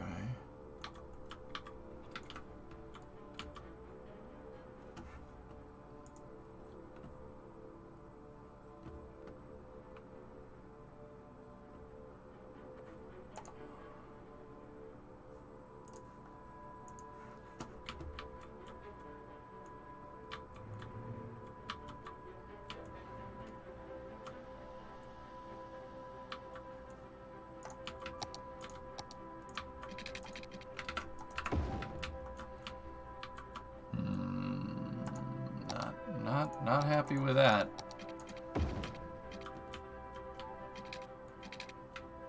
Not really happy with that either.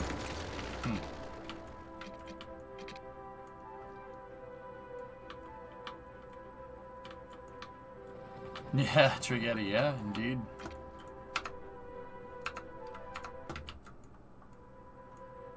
Cities can have limits. Yeah, no, I also grade all my roads correctly. SpaceX, all the roads follow... Discovery, go at throttle up. I follow basically DOT regulations for road architecture. Roads don't like going up hills. They don't like turning unless they absolutely have to. Same for bridges. I make everything realistic, especially for train tracks. My train tracks are all graded because I hate train tracks in cities that do this.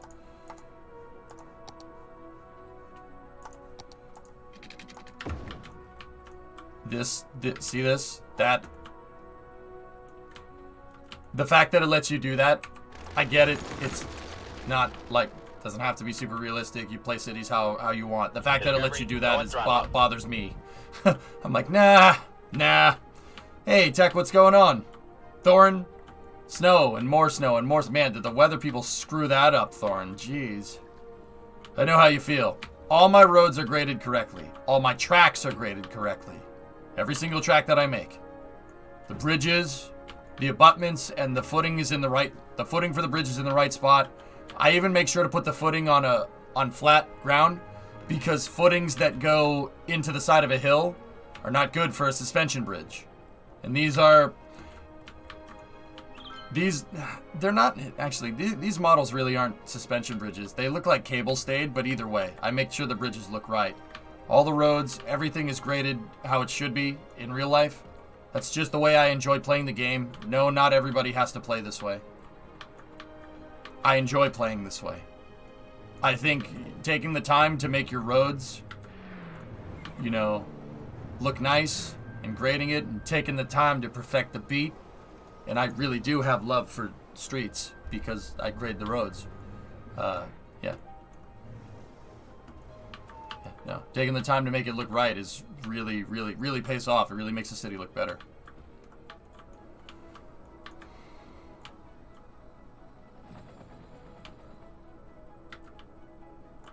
Taking the time to perfect the beat. I still got love for the street. Mother truck and DRE. Blum, blum, blum, blum, blum, blum, blum, blum, blum, blum.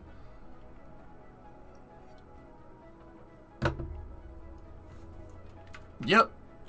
I based this city's design style is based off of Seattle. That's what it's supposed to look like. Seattle or Portland or Spokane. It's supposed to be Pacific Northwest, even a little bit of Vancouver. That's what it's supposed to look like.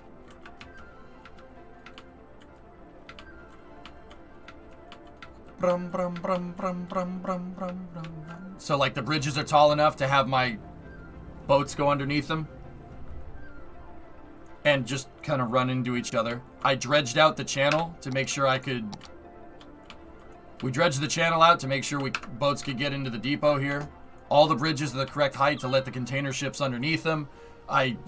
Spared no expense. I make every city like this. Now, I'll be honest, because this one is trying to be built like Seattle, it may not be the best flowing traffic city around. There's a lot of traffic. The traffic's terrible. But that was induced. I did that on purpose. New here. What about the buildings? I honestly took a bunch of buildings from different cities and I combined them. Like, I just wanted tall buildings over here. So there's the Columbia Center. That's actually in Seattle. That's a real building in Seattle. There's the US Bank Tower, which is in Los Angeles. Or Maze Bank if you play GTA. The Aon Center is Los Angeles as well. 900 North Michigan is in Chicago, if I'm remembering right. That's the service, a high interest tower, and what's this one? Just an office skyscraper. And then that's the luxury hotel. What's this one right here? Oh, Noguchi Industries, yeah. Noguchi-san Industry. So, yeah. Over here, I have the older buildings from the Art Deco pack. There's Pinoa Street, Penobscot Building. One Detroit Center is obviously in Detroit. And then there's the golf ball whacker guy building. Yeah, see, I put all the older style buildings over here. I put older style buildings over here, newer style buildings over here to show the expansion of the city, or at least tried to.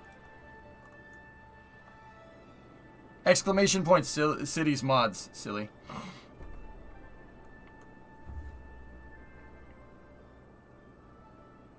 Yeah, these are all from the workshop, dude. Drummer, we should make the cities mods. Cities mods should just link to my workshop page, to be honest. It should link to... A better way to do this would be like subscribed items right here. Just literally link to this, and yeah.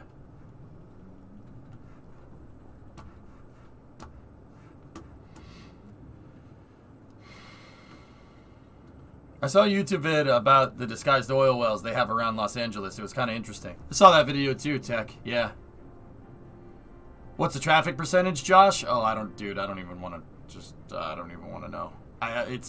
It's below 70. I know it's below 70.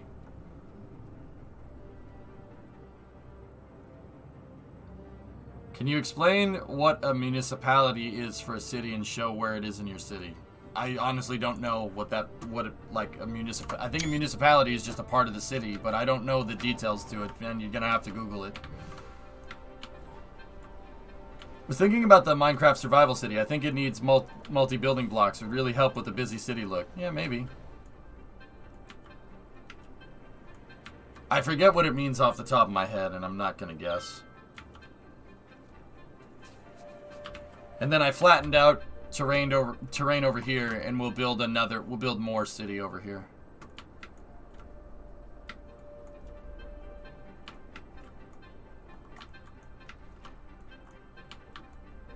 Anyway.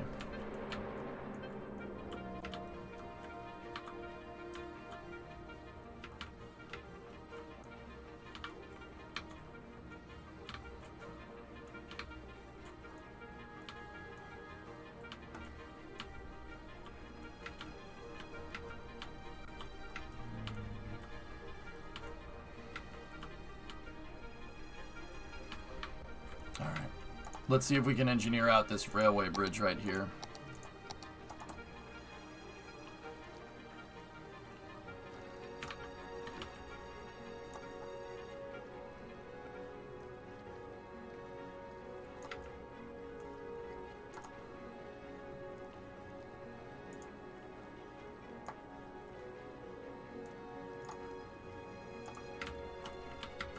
I'm using the measuring tool to kind of figure out where the tracks will end up. Alright, so what I'm going to do right here, and I'm not sure the game is going to really like this. Give me a moment. Let me... it didn't like the cross.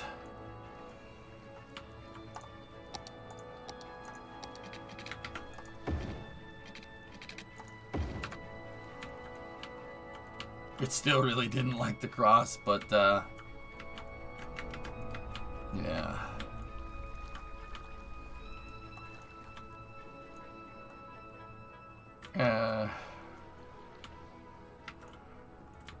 Like I said, the railway wasn't designed to make a track like this. I really wish I could put down track without the catenaries overhead, but it's fine. We're just gonna have to roll with it.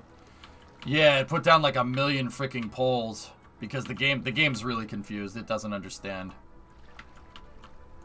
Like, look at how it stretched the train track texture. The game has no clue what the frick's going on. Here, we might be able to fix it by messing with the cells a little bit. Nah, yeah, nah, we might just need to leave that. Okay.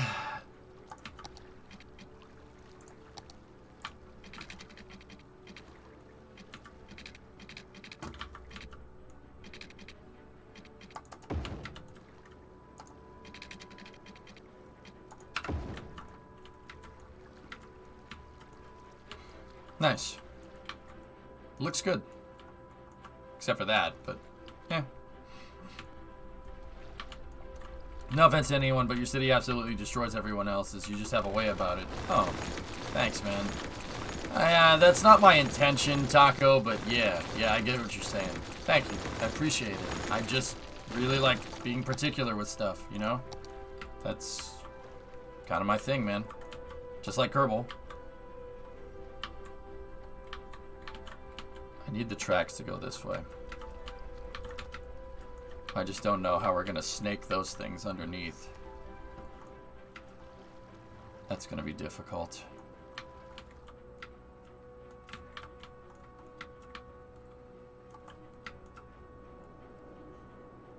There's really no place for them to go.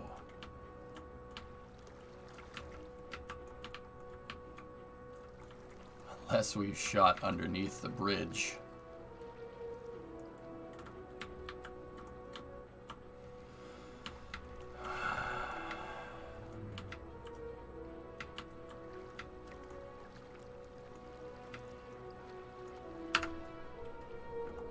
But yeah, I mean, Taco, I take the time. I take the time to make it right. Dude, this airport has taken me a month to get it to this point. It's not even finished yet. I like taking my time. I like doing my research, and I like doing it right. And once again, Cities is a sandbox game at its heart. Play it the way you want. It's not about being better than other people. It's about it's a personal thing. It's about me doing a better job. You know? It's not anything with anybody else, you know? I'm competing against myself. And it's not like I'm like, oh, you know, this person sucks at making cities. It's not about them. You know what I mean? Like, that's the best way I can describe it. It's not really about them.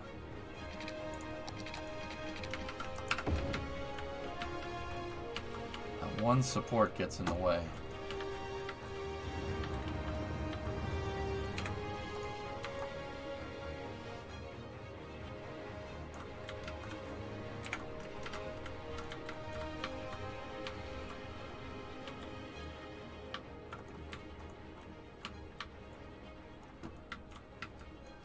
That's a bit of a sharp turn for a train, I'm not gonna lie.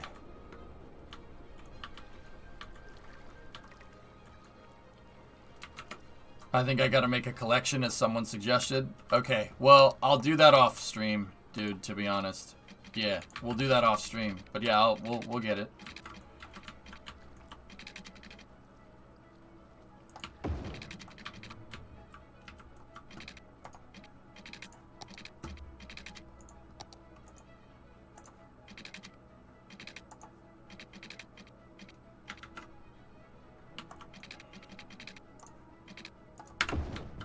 Does that make it? Yeah, that makes it through. Once again, that's a little bit of a tight squeeze for a train, but I really don't have any other spot. The other tracks are on the other side of this highway, and I'm not really sure how the heck we'd get those over there. I was gonna make these tracks go this way.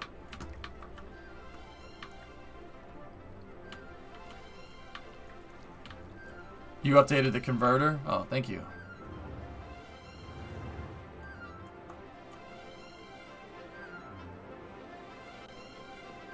I'm not sure we're going to do that. I want to get these tracks right here, and that seems like an easy feat. That the basically I just need them to go straight, but there's a freaking road here. I decided to, in my infinite wisdom, I decided to put a highway here.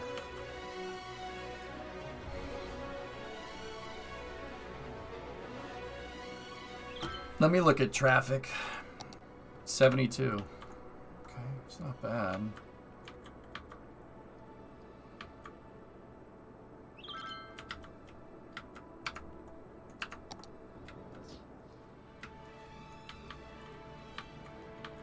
Hey, Neo.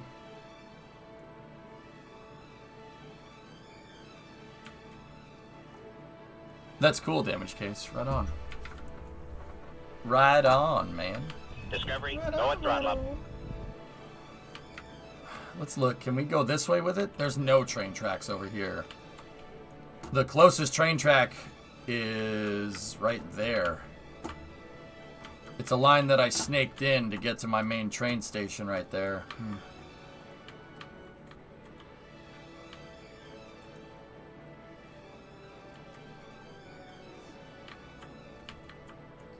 Neo, 13-month resub. Neopod, NeoQ, Thanks, guys. Really appreciate it.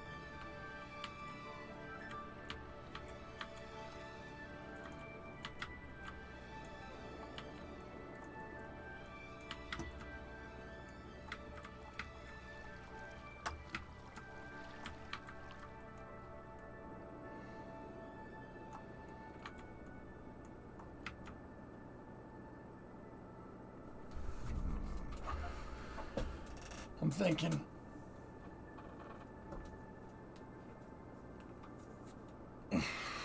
The airport do be looking good, though. Still gotta finish lighting up all the taxiways and whatnot. But it does look nice.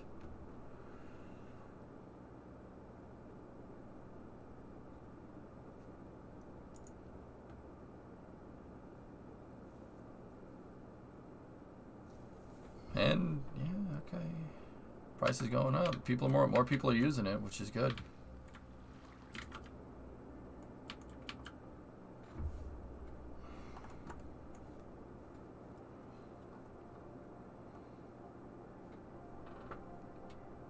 Yeah, it does look good, buddy. Yeah.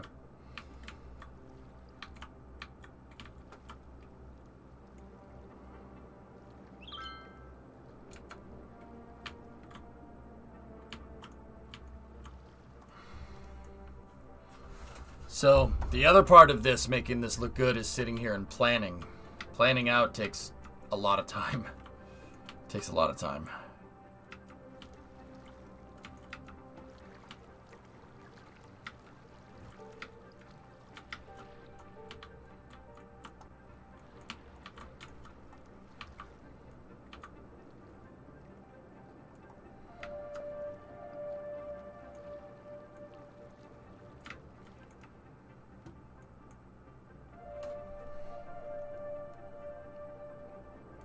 See, the thing is that this line I kind of made to be a cargo line.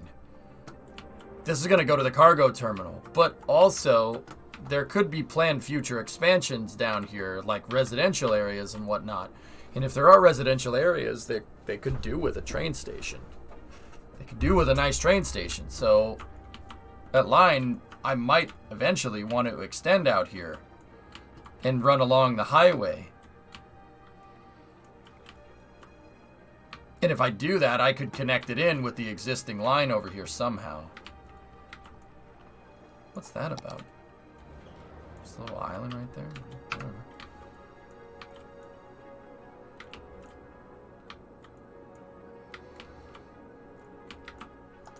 Well, I have a station for the airport Cientic already, but I'm trying to figure out what would be the right way to get this thing to... Like, how would this... If I could just get it over this highway somehow, but like, that's the thing. We could do that, but if we get it up over the highway, it's going to be something that's high on the approach for the runway. And that, I mean, honestly, these electrical towers being there is ridiculous. You wouldn't really want to have these on the approach for a runway. Like, you could, like, don't get me wrong, it can happen. But yeah, that's not really ideal. You don't really want that. This would have disadvantages. Maybe a tunnel? Tunneling is expensive, and honestly is a great way to tank your budget for your city, and my budget already isn't doing very well here. The airport is kind of financially sinking me. If you look at how much I've had, like if you look at the treasury, here, city treasury, look.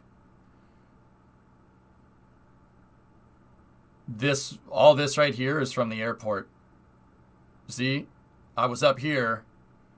And then right here, I think these are disasters actually. This one right here, this slow beep, beep, beep, beep, that's the, this is all airport construction. I'm out about 2 million for this airport, but, I don't know. We'll think of something. Guys, I have to use the restroom. I'll be back 1 second, okay? Discovery, go and I'll be throttle back up. in 1 moment. Hey, Perky! 45-month resub. Thank you very much. I'll be back in 1 moment. Oh, I hit the guitar. Sorry.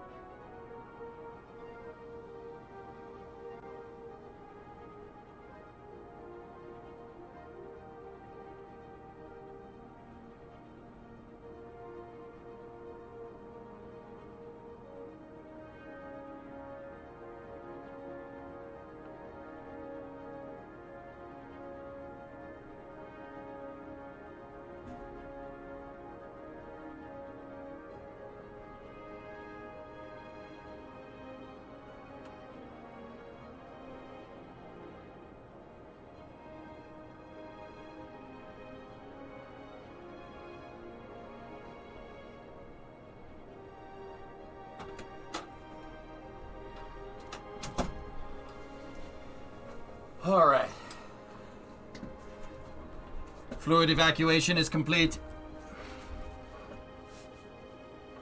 You can see where you made Terminal 2. You started to make money on Terminal 1 and built 2 and haven't opened it yet. It's dragging it down. Terminal 2 is open. It's just, I built it for planned capacity. Like, it's built, it's not built for what I need now. It's built for what I'm going to need later in terms of, like, anticipated growth.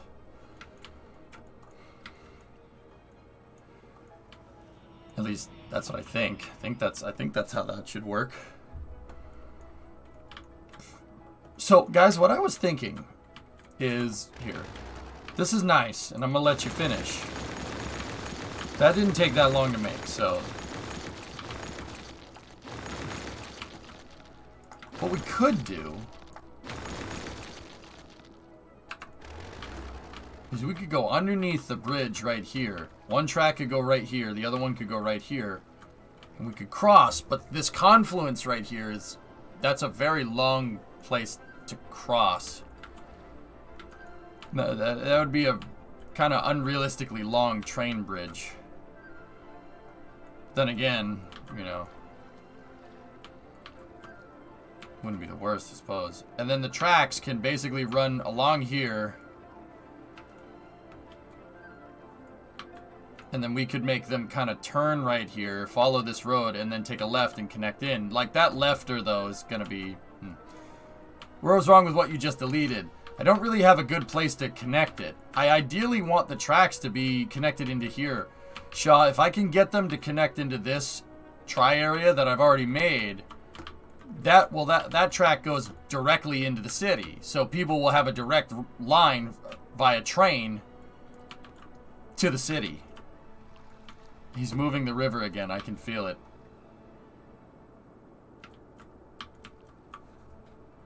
Moi? Moving the river? What? Wait, no. Why would I do that?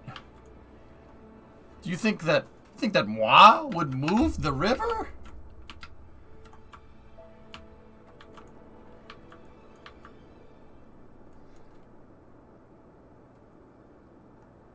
Why would you think I would do that?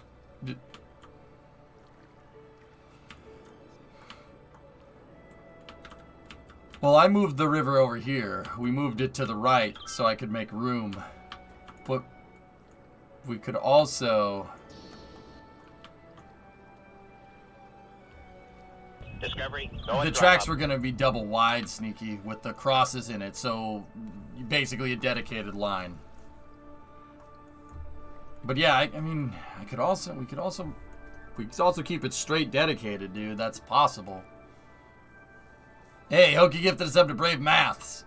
Thanks. I mean, I'm guessing space will be a long one. I think so, man. Yeah. I mean, we could always move the river.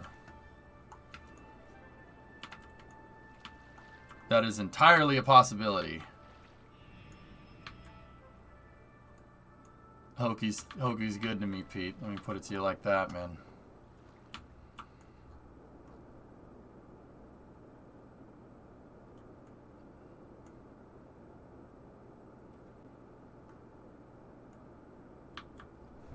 Well, Sneaky, if we're gonna simple math, I suppose. If we block this and we filled this river in, this river needs to be double as wide to handle it, right? Like, that's pretty straightforward stuff.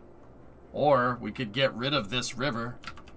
I could just dam it up right here, and then this river, which has a lot more room for expansion, could drain that way. It's possible. The aircraft pathing in cities makes you cringe so hard. Yeah, dude, I know what you mean. What time is Space News going to be? I have an hour before I have to go to work. An hour 45 is usually when I start Space News.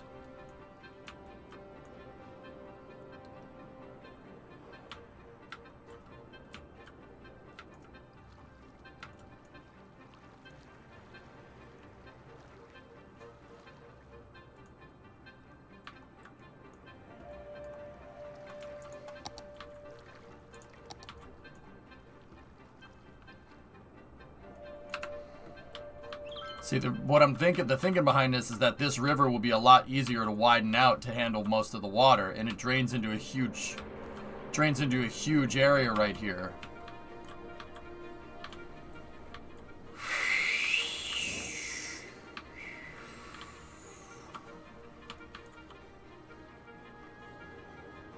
Look, see? It's already drying out. It's almost like it wants to happen that way.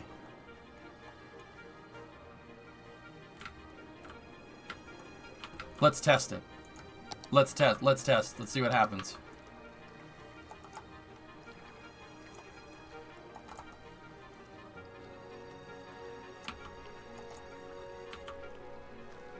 Layer it in.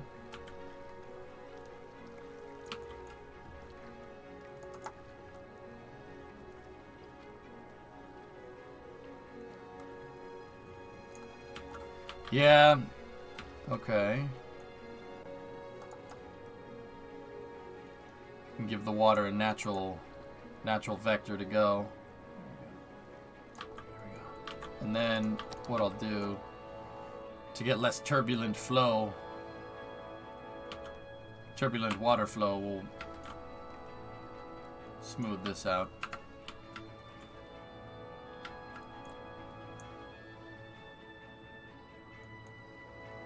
That did raise the water level.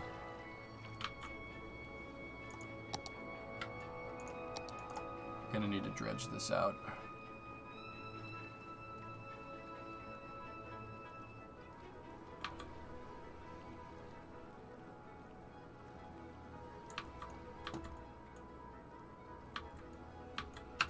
See what happens. These areas are all high enough where I don't think it's going to flood, but I'll put, just in case, I'll put a levee in here.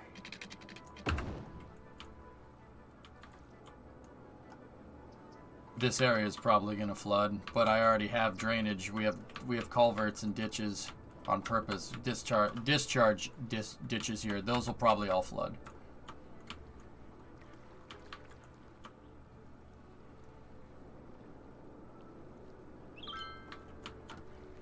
Yeah, we're already seeing some minor flooding over here.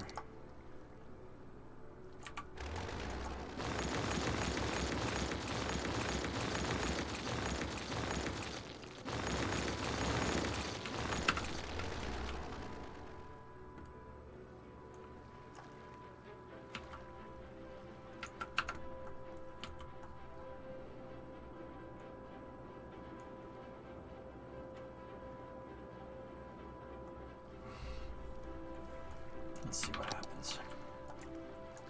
Oh, nope.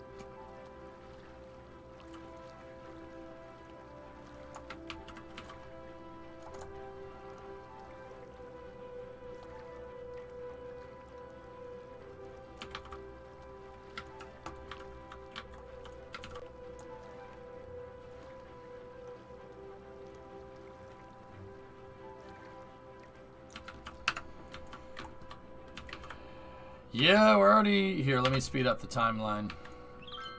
See what happens. Okay, water is still draining over here.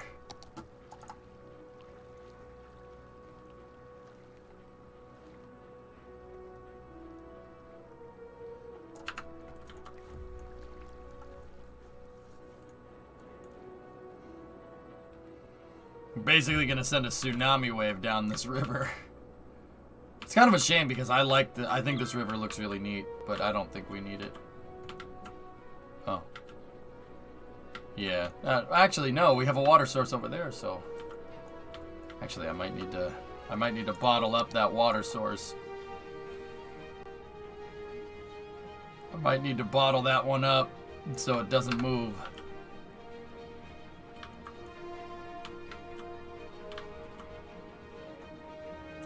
That reminds me of the river you showed us on Saturday, the one where yeah. Yep. Pearl River, the Pearl River.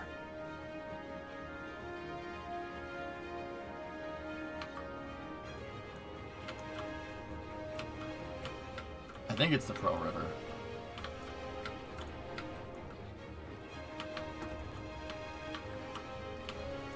Yeah.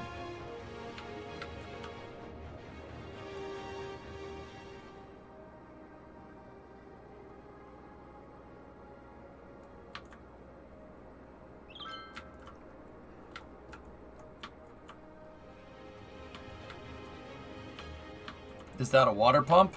Where? What I just changed is not pumping any extra water. That's the drainage for the airport. It's a discharge pipe for the airport. Where I was.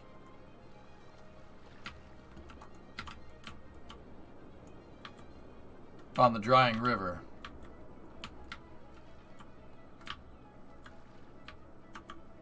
I don't think I have any water pumps anywhere around here. I don't think.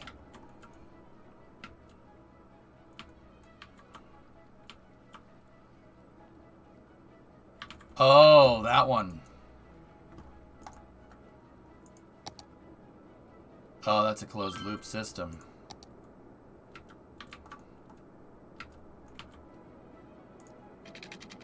Well, it ain't closed loop no more. Bye-bye.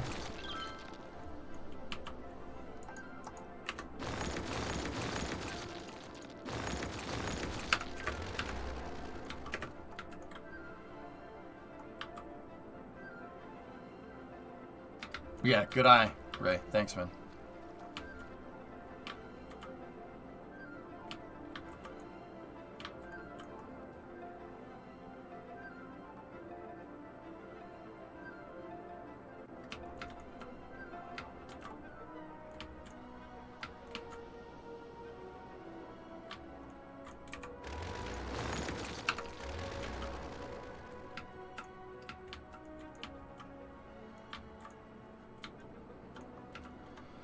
I didn't really want to get rid of that river per se, but I'm honestly just seeing what happens. I'm not going to change much. I just want to see how this kind of deals with the flooding. It's actually not too bad.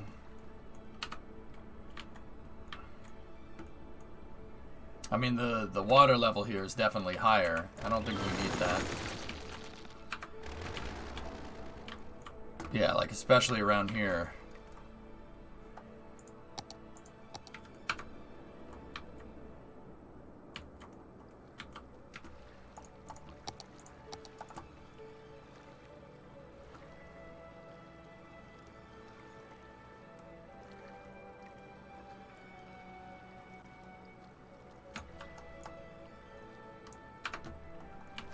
Let me hit this with the smoother.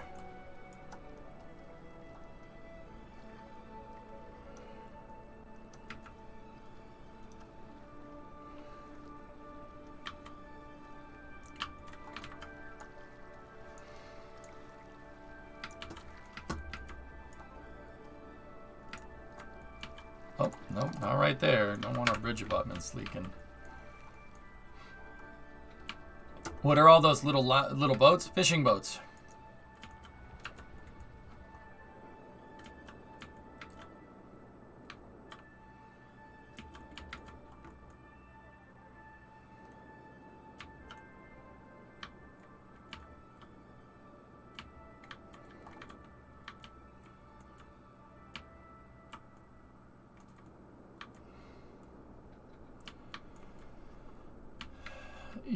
That's part of Sunset Harbor. The Sunset Harbor DLC, Kate, if I'm remembering correctly.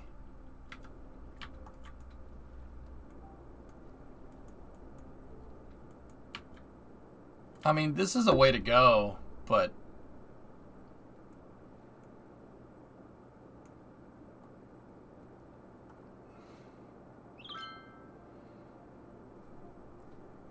it's a way to go, I guess.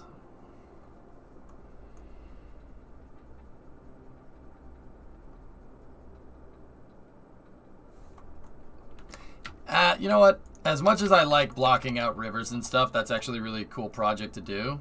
I don't think we need to do it. I think there's an easier solution somewhere. So we're just going to cause a nice, beautiful tsunami wave down this river here.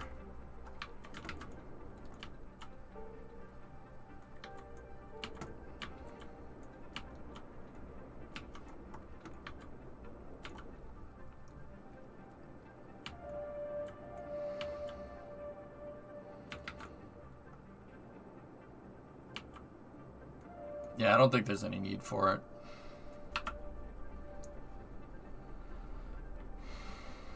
I noticed that it was causing flooding down here because I raised the water level in this confluence over here. I want to do that. But I want to do that, mate.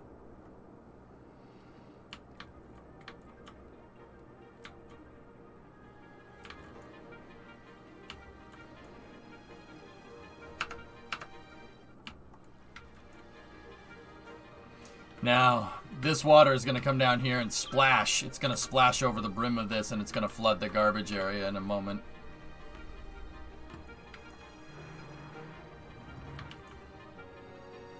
Water has a lot of momentum. It doesn't really like to turn if it has a lot of momentum. See tidal waves. Watch. It's going to spill over here just a little bit.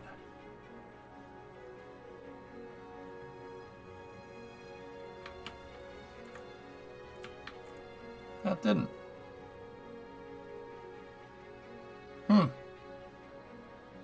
Trick me. It didn't.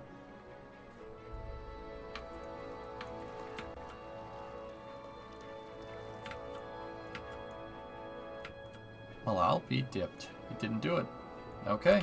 Well, that's nice. I thought it would. I guess the channel's deep enough. Sweet.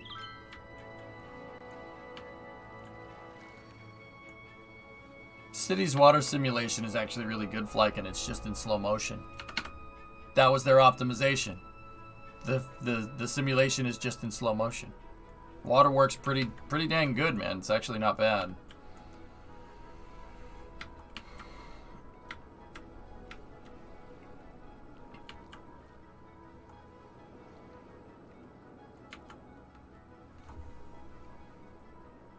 Yeah, it's just in slow-mo. Notice how if I speed it up,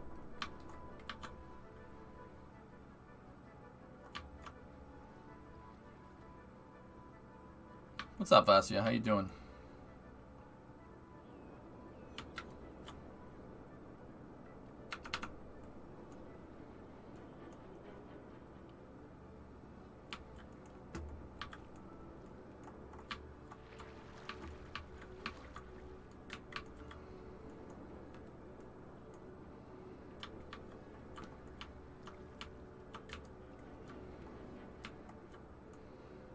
Хорошо? Да.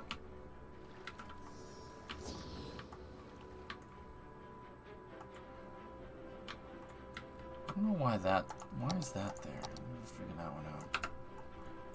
That doesn't need to be there.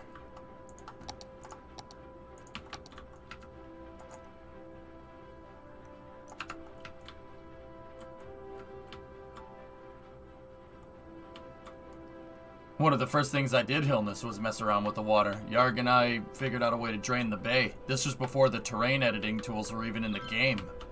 We drained a bay in one of my cities because we could. Nowadays, it's super easy. You just pump all the water out. It's very easy to do. You just make an artificial dam and then just pump the water. Takes 2 seconds.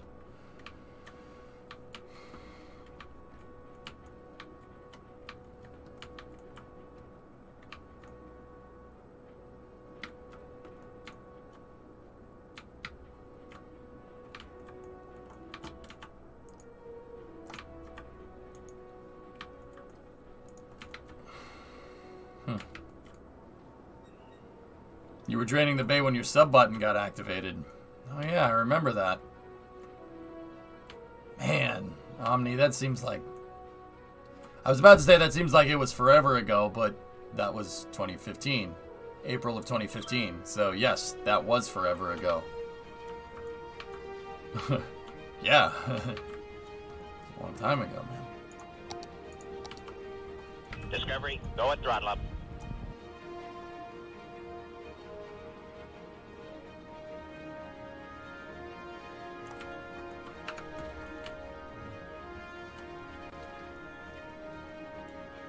That was like 2 years ago. Don't argue with it. Yeah.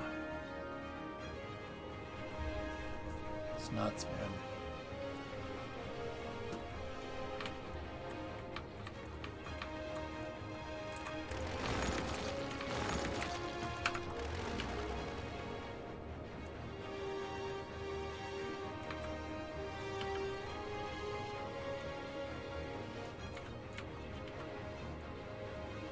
Alright.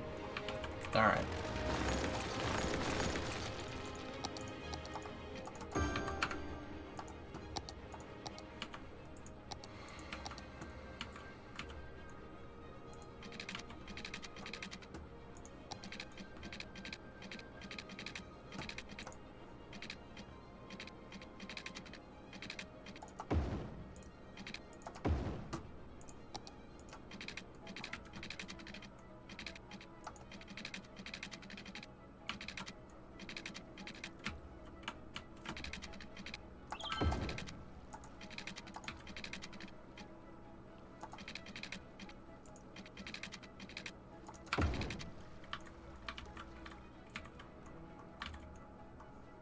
Okay, we're gonna have to put that little crossy-do in here. And the train tracks are gonna get all confused, but it's alright.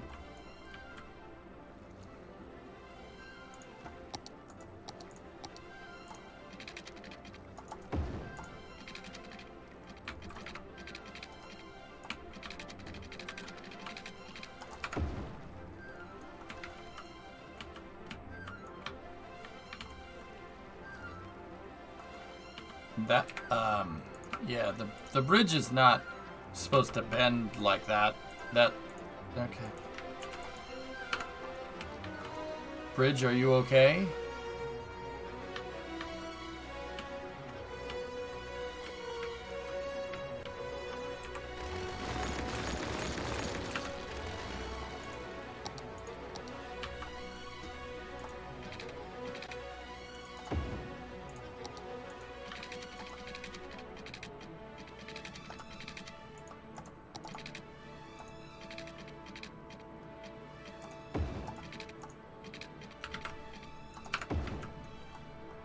That's not fouling on that abutment at all. Give me a break.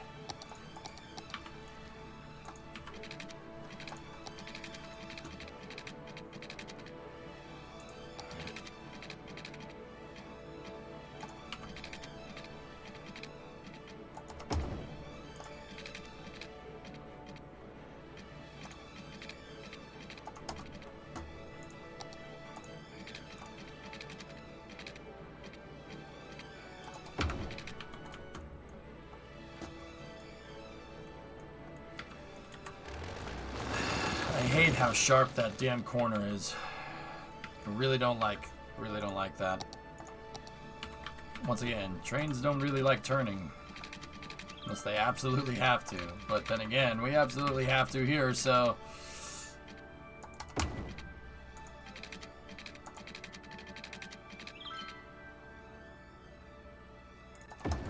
Sometimes you gotta look at yourself, chat, and just say when in Rome.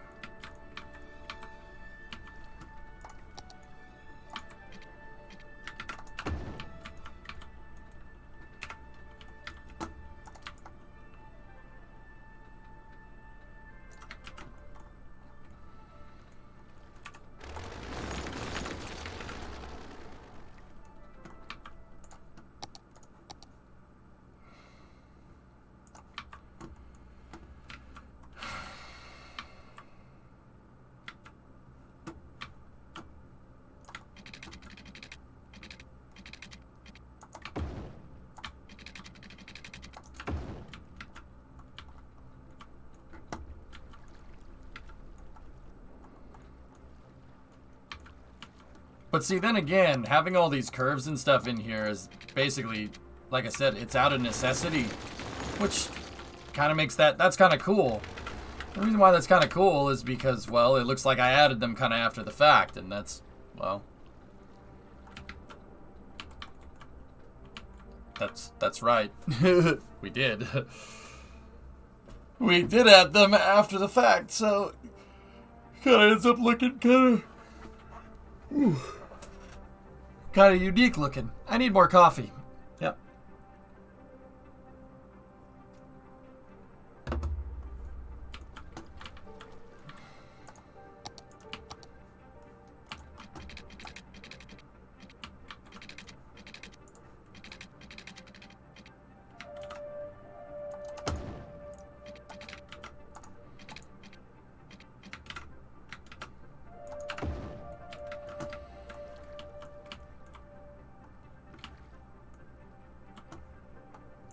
It's both the spirit of the city and technically correct. And that's the best kind of correct.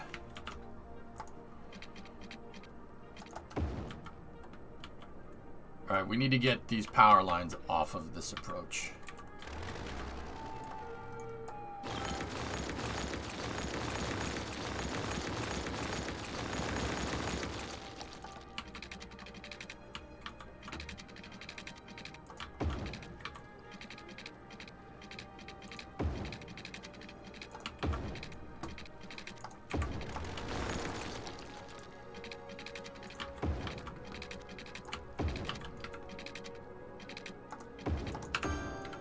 The power lines where I just put them is where I wanted to run the train tracks.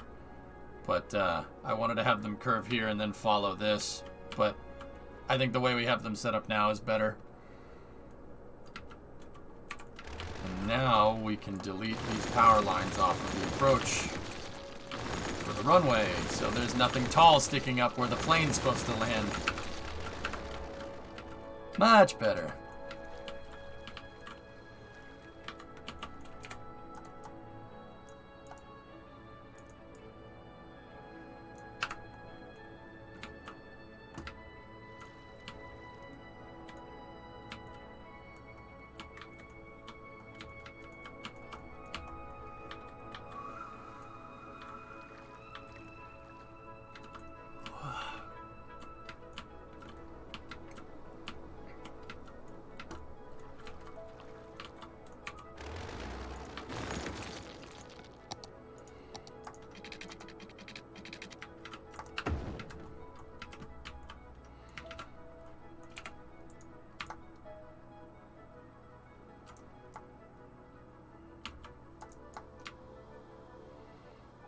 I'm gonna need to use some move it tool action here to make this look, well, kind of right. About as right as you possibly can make the thing. There we go.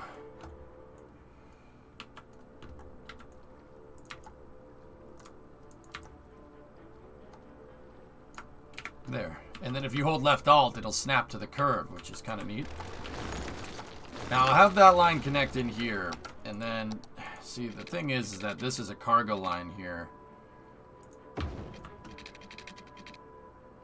So I'm not really sure how I should do this. Maybe I'll have this line go down here a little bit more.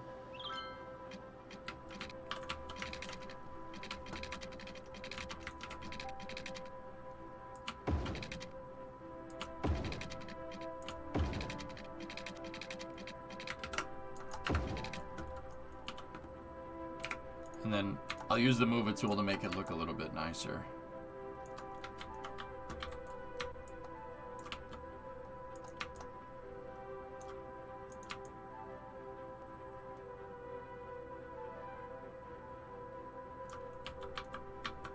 A little bit.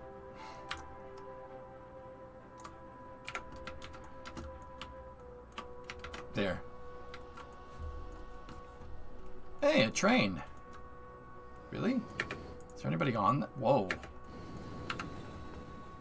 Oh, it's going on the outbound track. Oh, that's cool. I haven't seen a train ride over this yet, so let me go into that first person mod that we have. Let's see. This is the new tracks that I made last week, or 2 weeks ago. That's the Anarchy Mod ammo. Control A. The bird at the top of the screen will go wide when you're on Anarchy Mode.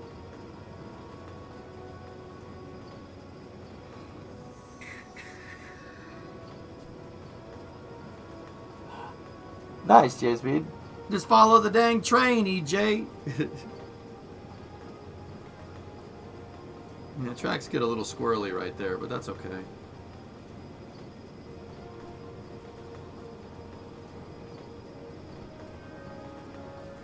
Looks good. And those aren't my tracks anymore. Straight busted.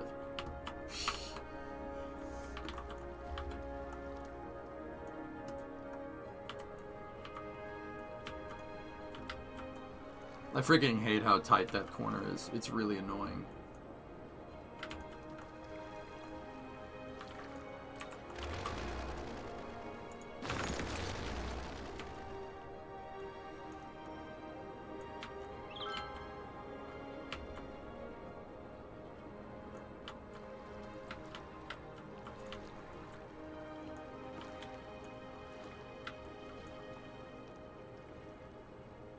I put this highway in like the absolute worst spot.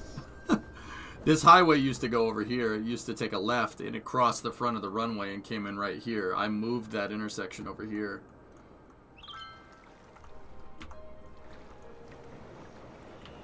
But I don't want to make that road go up anymore because it's on the approach.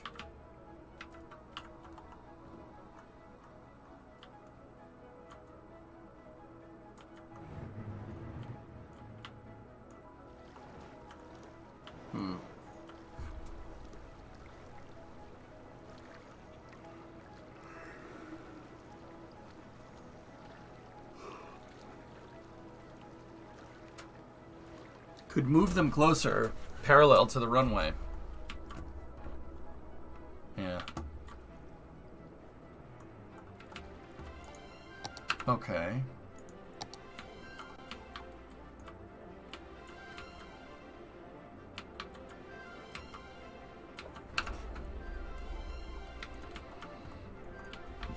Nighthound, you give me an idea. We could make the tracks go this way, right? If I made the tracks basically turn right here and go over here, this corner wouldn't nearly be as sharp. Now, why am I so worried about it? One, that's a really freaking tight corner for a train. That's like a hairpin turn for a train. Trains don't like turning. They really don't. You don't turn unless you have to. What I could do is make the railroad tracks go out here, and then we can make the bridge over here instead of right there. And that would make it so this corner is not nearly as tight. It won't be nearly as tight like a tiger.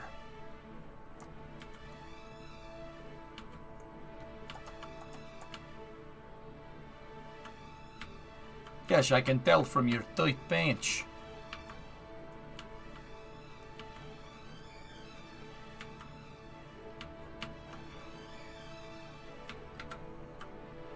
So, you know what, Nighthound? You gave me a good idea. So, I'm going to do that. Because I have space on this side. So, I'm going to use that to my advantage. You should put the river there instead. What, make this river connect in over here? Discovery, go at throttle up. Can I paint this Winky? Can I paint this you gold? It's kind of my thing. How about no? Weird Dutch person.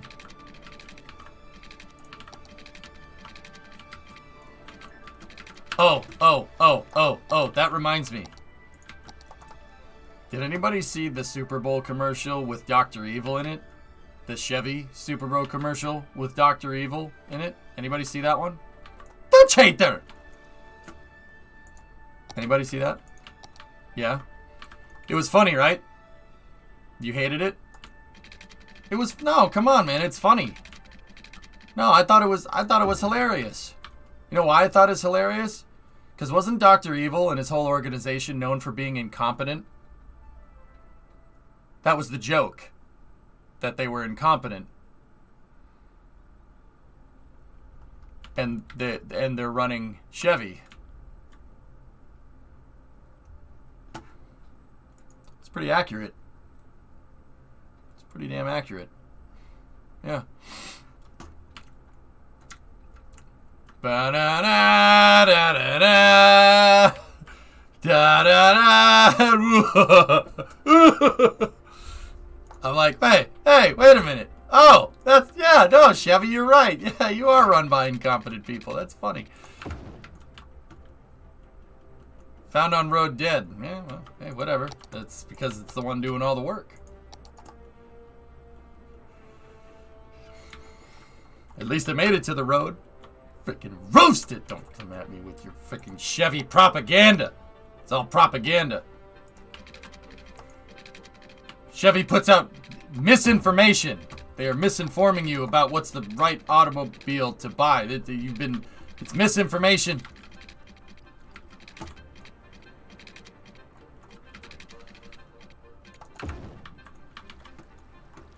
Yeah, that's not how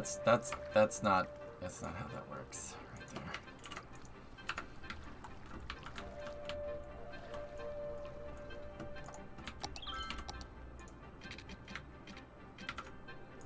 there. Oh. Oh, hang on.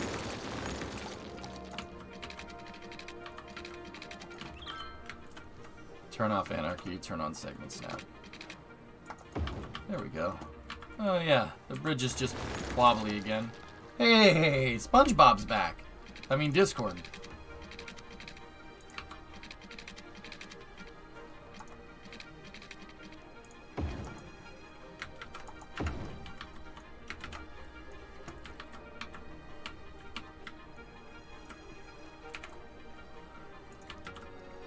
Hail the LS, screw you. Ah, broken clock is right twice a day.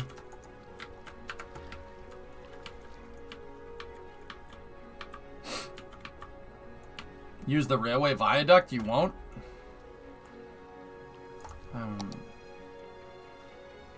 Where is that?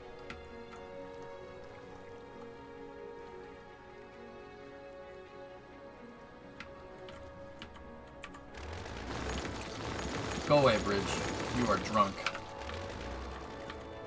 It should be with the rest of the tracks.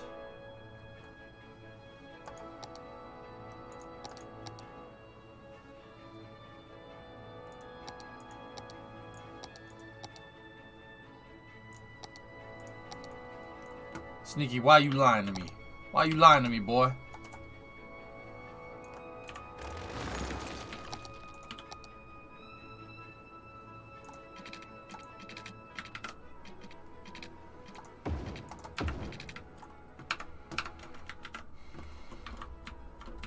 If not one of the far right tabs.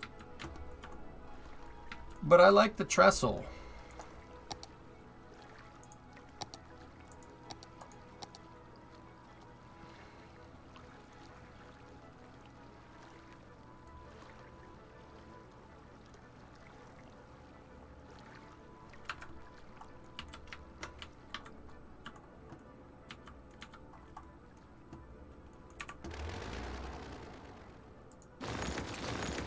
It's probably in the transport tab.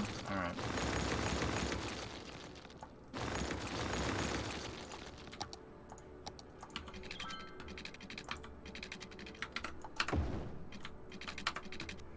See? Now that corner won't be as bad. It'll look a lot nicer. Gary, you're getting a lot faster. Faster. Let me just get in here like this.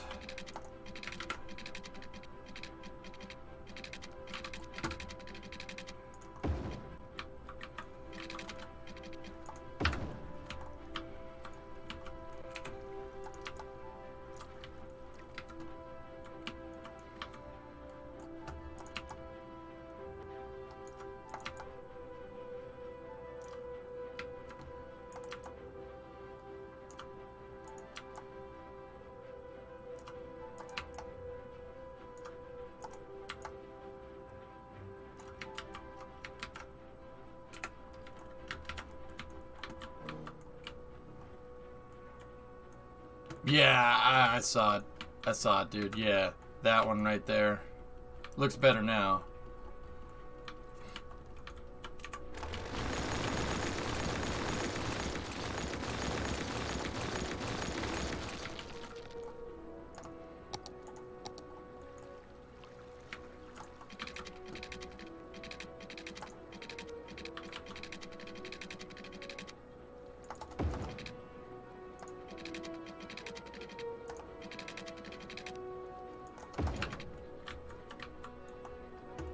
Yeah, much better. Much better. Thank you, Nighthound, for the inspiration. You are a gentleman in a Scaleri. You're one of the Scaleri brothers, that's what I'm trying to say. Oh my god, the Scaleri brothers! I tried him for murder! Give him the chair!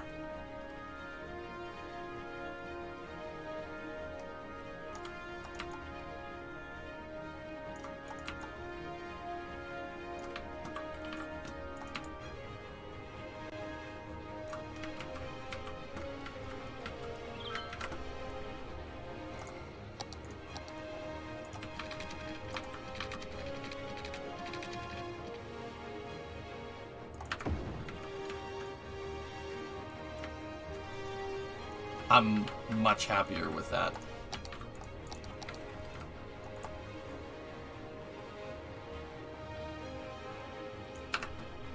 EJ, can you take a look at the foundation of the train bridge going to the airport?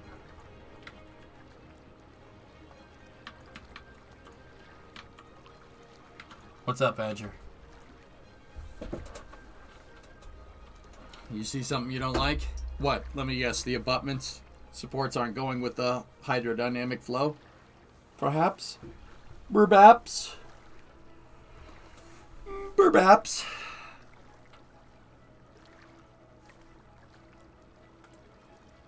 There was a Cyberpunk update? Cool. No. Oh, okay. Yeah, no problem. Yeah, everything seems okay there. A big Cyberpunk update? Oh, wow.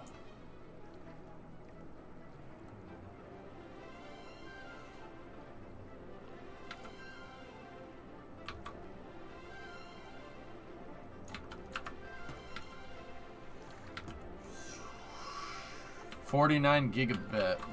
Oh my god, 49 gigs. Jeez.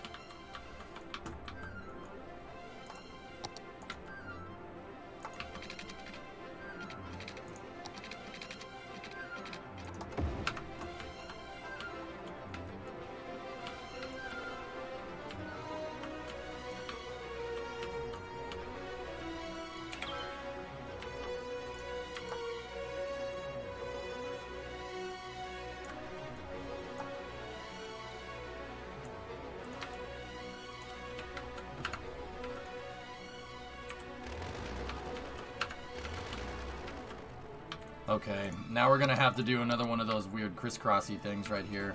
Hang on, I gotta make the cells match right there. This is fine.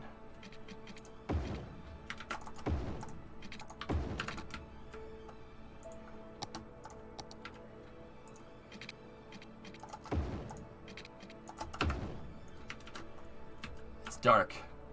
Can't see anything.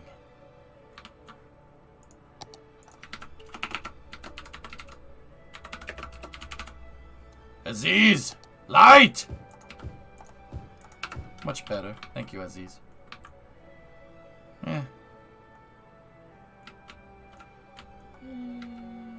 it's good enough. What mod is that, the search thing? This is called Find It.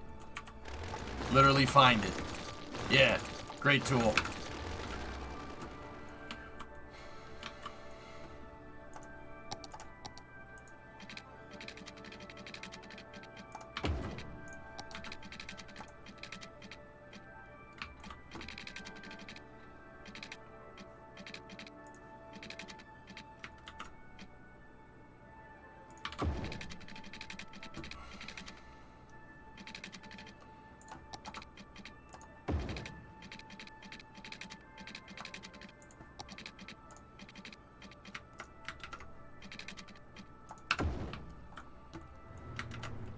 Okay, we just gotta fix this cell right here and then...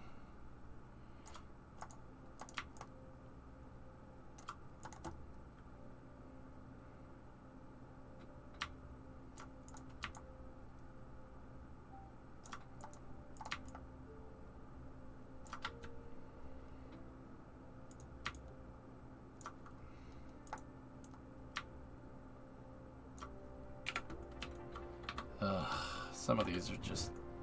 Yeah, the train tracks really don't like switching unless you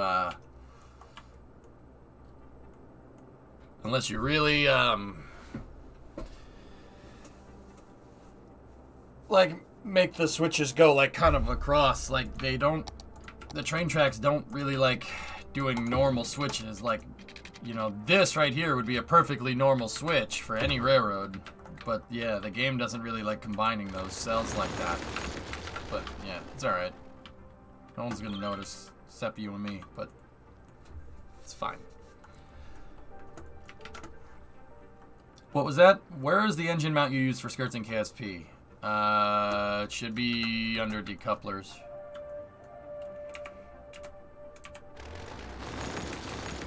Let me just smooth this railroad track out a little bit. And then I think we'll be in good shape here.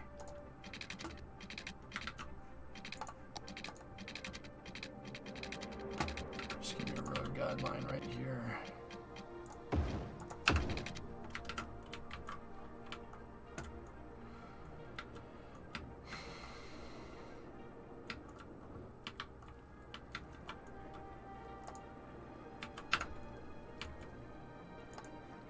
Okay, and is there a route? Train line route, yeah, okay. I remember now.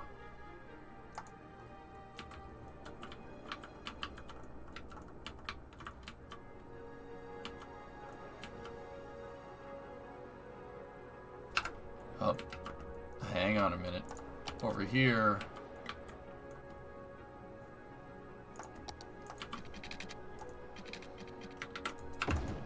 Gonna have to do a little bit of that.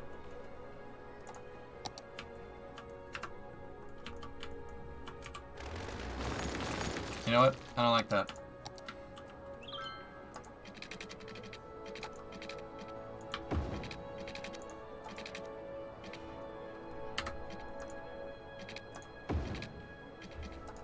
I don't like that either. He doesn't like you. I don't like you either. Just watch yourself. Wanted men. Have the death sentence on 12 systems. I'll be careful. You'll be dead.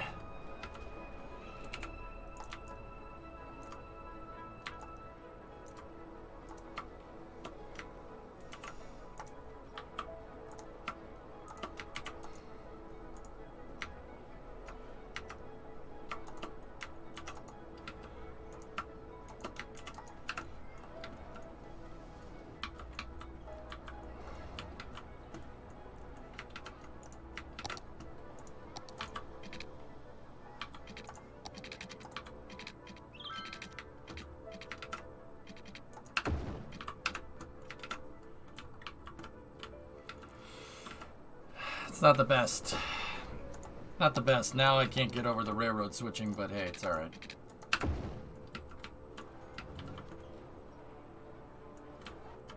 Okay, cool. Now let me go into railroad routes. So we're gonna paint one right there.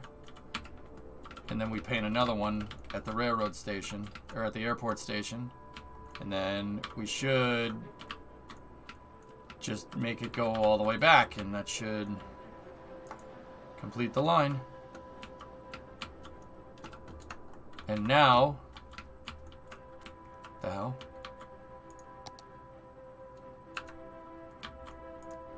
Flip this on.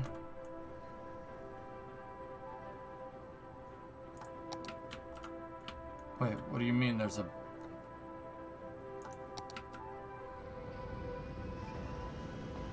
Alright, hold on a second. Oh, I screwed up. Because it was the first line that I made. Hang on a minute, Chief. I X'd out of it halfway through construction. There we go. Now that route should be remade. Now, how do I tell... How do I make it so this is a different train?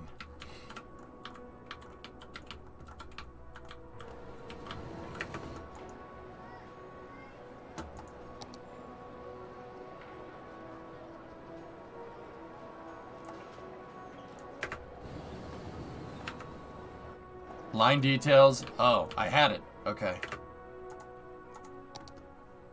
Vehicle. Ooh, Airport Express train. Very nice, eh? Alright, let's see what we got.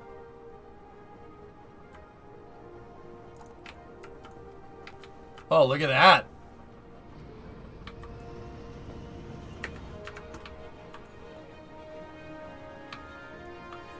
Do we have a bullet train too? Like, did I see other stuff in there?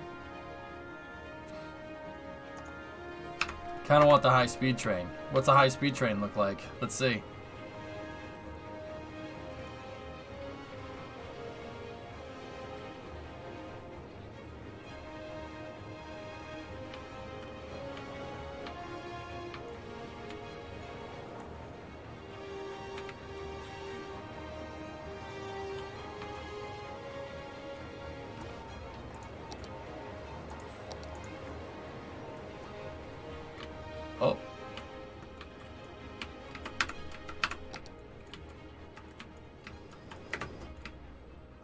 Oh, it's the TGV. Well, kind of. Oh, that's so cool. All right, let's ride it. Let's ride on this line. See how we made it look. Why did you do? Okay, I'm noticing some problems with the train tracks here.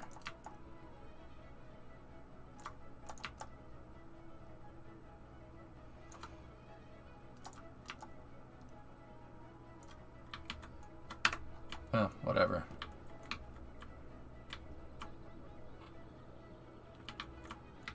Hey, Ian, what's going on? Yeah, it kind of does look like the TGV. That's really neat. What else do we have? Oh, I could make it an F40PH. F40PH! Oh, that's so cool, man. Alright, let's keep riding. I don't like how the camera for this is in the electric lines, but hey, whatever. It's okay.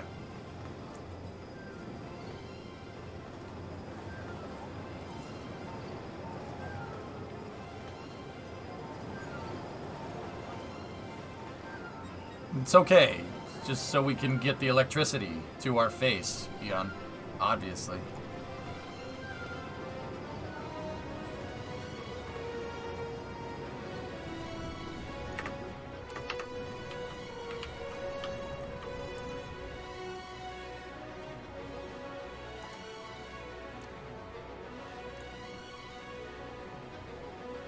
Yeah. The bionic, yeah. Mm-hmm.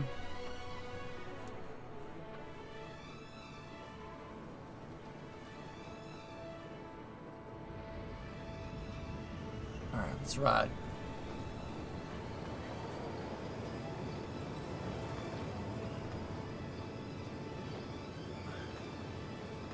Hey, Chuck, what's going on? The AGV, Alex? Yeah.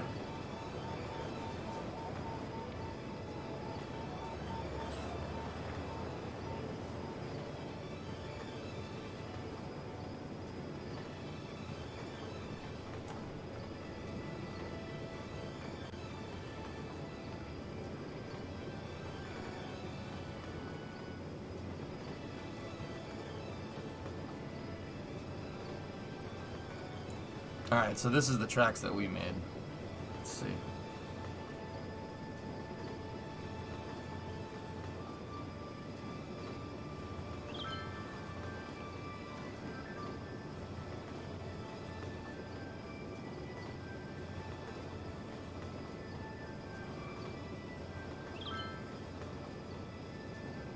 Oh yeah, this turn's much better.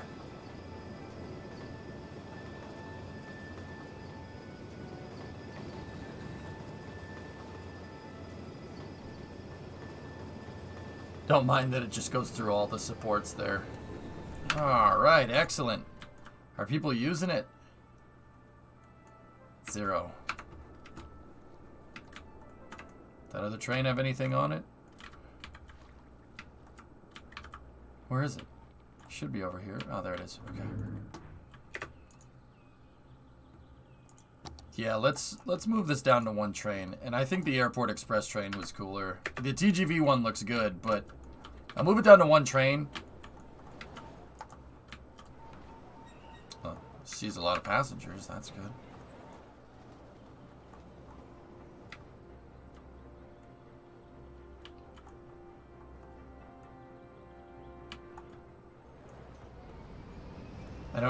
Veso, I'm not sure what you mean.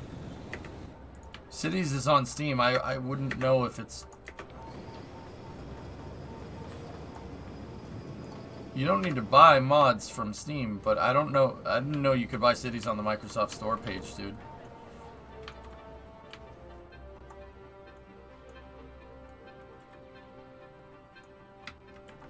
I think Cities is Steam, personally. Pretty sure that's how that works. Alright. Excellent.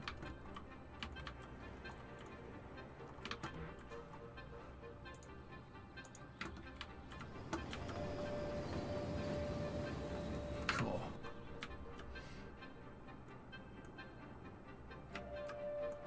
Looks good.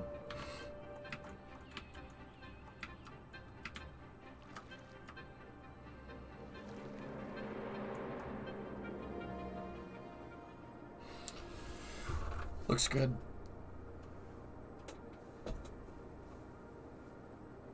Okay, so the airport line is up and running. That's pretty neat. That's pretty neat. Included with Game Pass? Ah, yeah, no, I don't have that. I got Gamecast.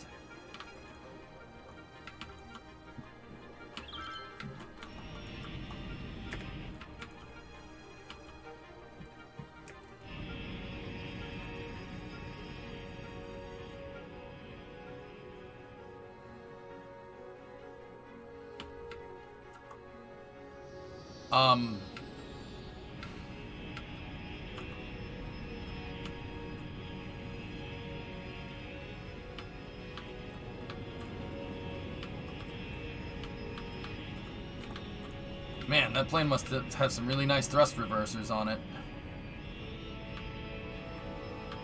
This is, chat, this is why you don't drink and fly, okay?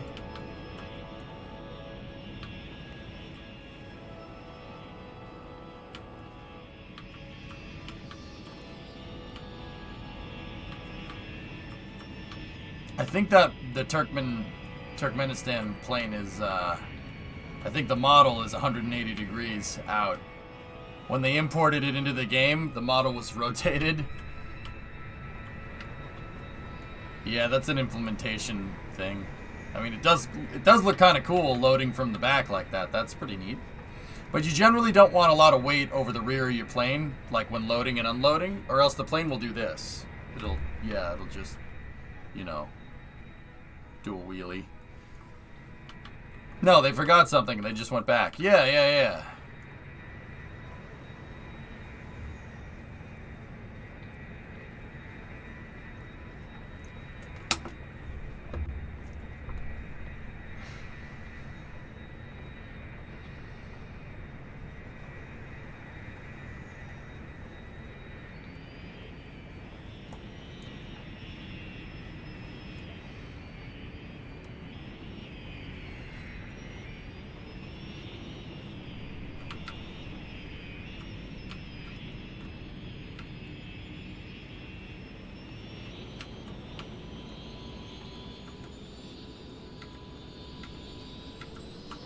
Is this plane technically a tail dragger?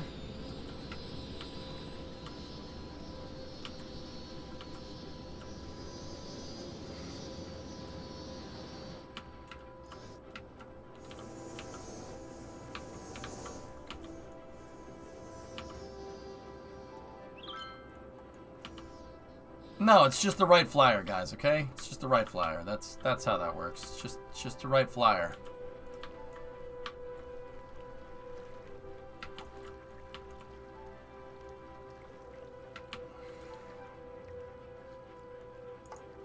Why are there so many trucks?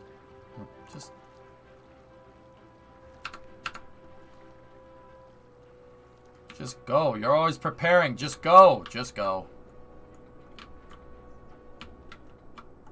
What are you preparing for? You're always preparing. Just go.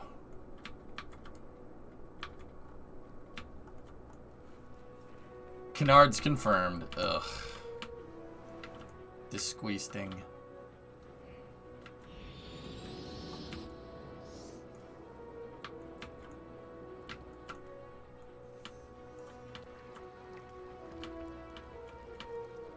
No, I didn't see you playing with your dolls again. Good! Did you see anything? Yeah, Alex, I think that's right. That makes sense. They do everything backwards. It's very strange. Very strange behavior.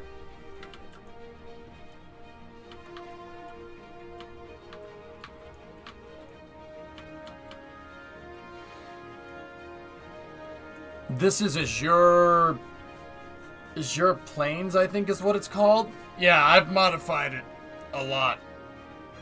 A lot. It doesn't look like the original map. I filled in entire sections.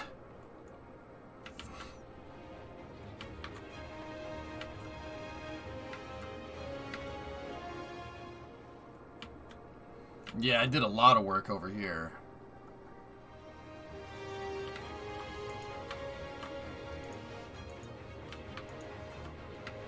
Yeah.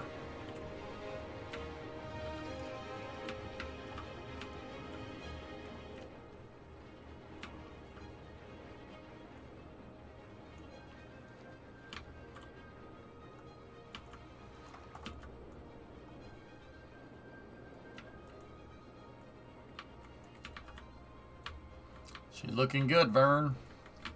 Looking good.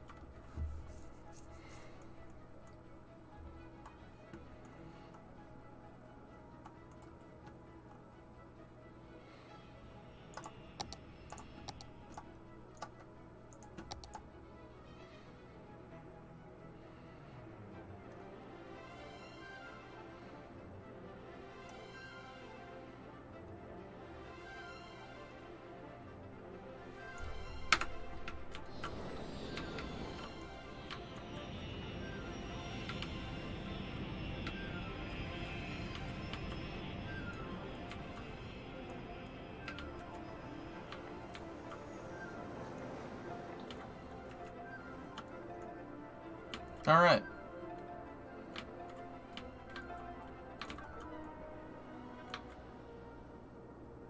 Nice. Nice. Nice. There we go. We got our trains up and running. People using it? Yeah, they are. Not bad.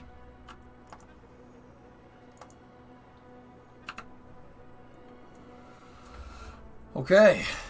Well, that's pretty neat. Well, that's pretty neat.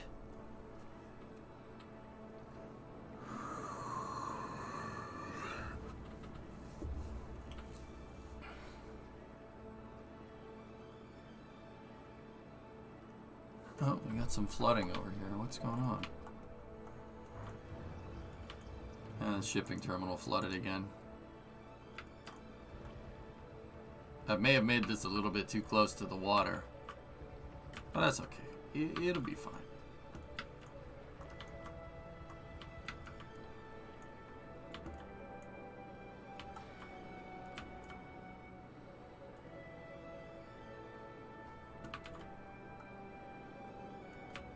Does look good.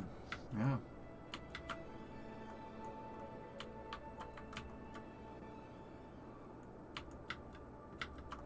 It's just from the rivers. Whenever a little bit of water, a little bit more water than normal goes down here, and then the dam pump turns on. Yeah, it just makes a little bit more water. It's no problem.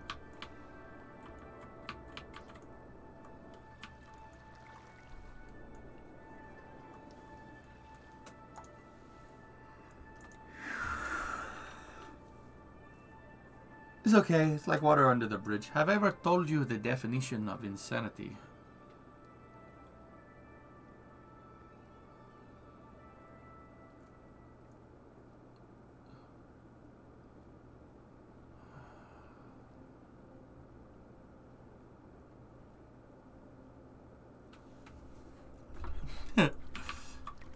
Insanity is doing the same thing every day, hoping that stuff is going to change.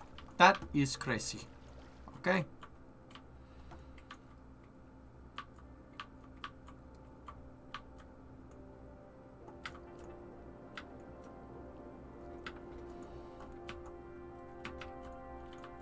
Alright, now how do we solve the bus depot problem?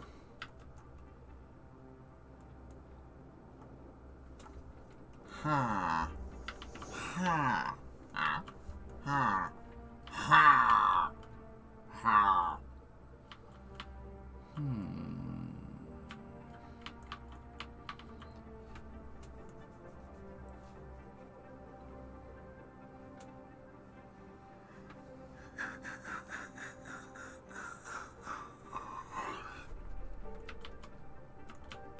Most of the Far Cry antagonists are cool. Joseph Seed is cool.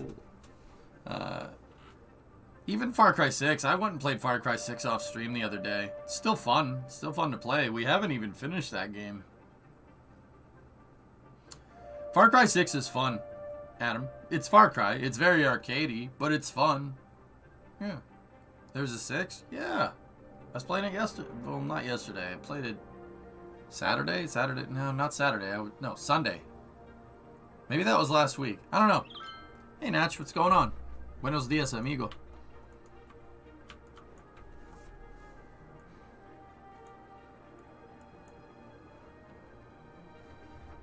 I mean, the Far Cry games are like they're good. They're not bad. They're not bad games.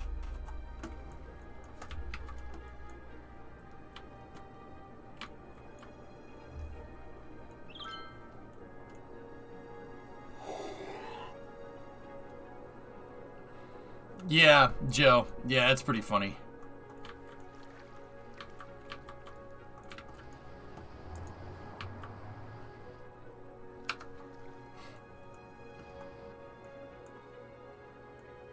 I liked Far Cry 5. 5 was good, man. That was a fun game, except for the whole deflating thing. Man, that comment didn't age well, did it? You guys hear that the NFL basically said that Deflategate was nonsense, right? They made it up. You understand that, right? Anybody read that? Anybody read that article from the NFL themselves? They basically said it was made up.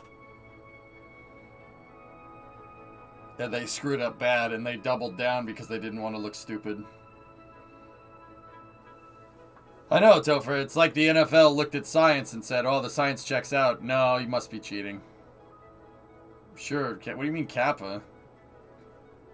What do you mean? What do you mean Kappa? That like. All right.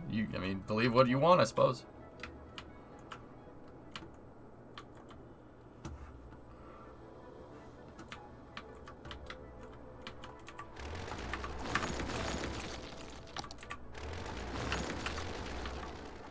I don't know, I just want to start a chat war. Yeah.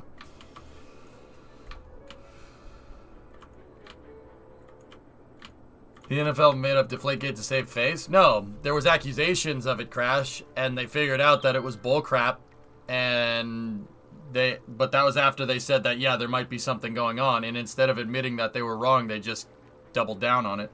So, dude, it's a whole big thing, which is really funny to me. Yeah. They didn't want to. They accused them of cheating. They figured out they were wrong, and there was no cheating going on. And they just kind of rolled with it because they didn't. They just kind of let it blow over, so to speak. But when Tom Brady retired, they basically came out and said, no, it doesn't make any sense. And I'm like, what the you?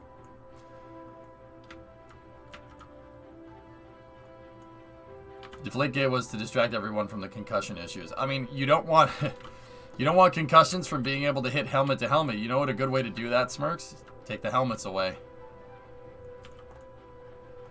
No one's gonna want to headbutt another person with no helmet on. Like, oh, I don't know, like rugby maybe, like, just saying. Yeah, so rugby, yeah, it's funny how that works, huh? Shoulder pads, no helmet. Ain't nobody gonna try to hit somebody in the face then.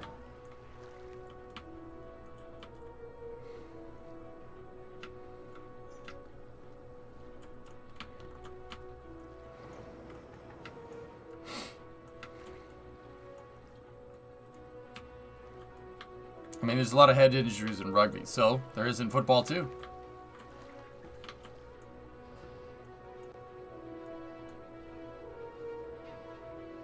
Life has concussion issues, yeah, right.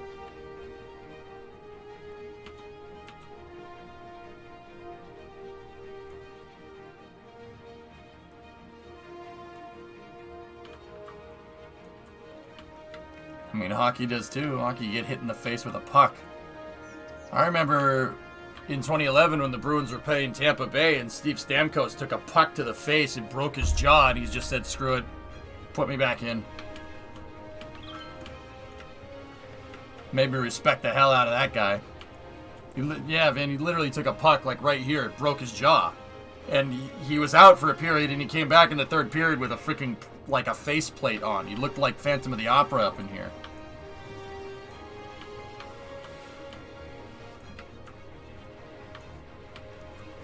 What helps motivate you to expand different parts of your cities? I always have trouble with deciding what to do once I have the core built. not being afraid to change something, Topher. Like, I might look like I'm just moving around the camera, but I'm actually thinking about moving my garbage processing area here and my oil refining area off of this. And I was actually thinking about reclaiming some land out here with the leftover soil that we have. Reclaiming more land and making the oil processing area oil and garbage processing area out here in the bay. I actually think that might be a good idea. This was one of our proposed areas for the airport. The reason why I want to get rid of it is because I'm going to have a highway that's going through here. And I want to expand the city more, and I don't want this here. So I'm going to super fund this, I guess. And the city already has, trash problems. It always has had trash problems, always has been. So I'm thinking, like, Discovery, go at throttle up.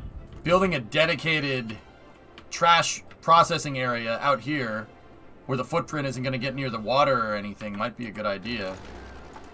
And we could have it wind powered, because wind power out here is very sustainable because it's out in the bay.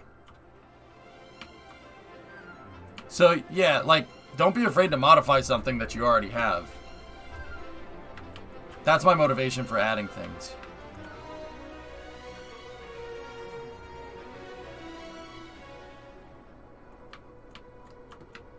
Interesting idea. Thoughts on impacting views aesthetically? I mean, it's not going to be here where most of the residential area is. And honestly, it's all commercial and industrial along the shoreline here. There's some residential, and yeah, they probably wouldn't like it, to be honest.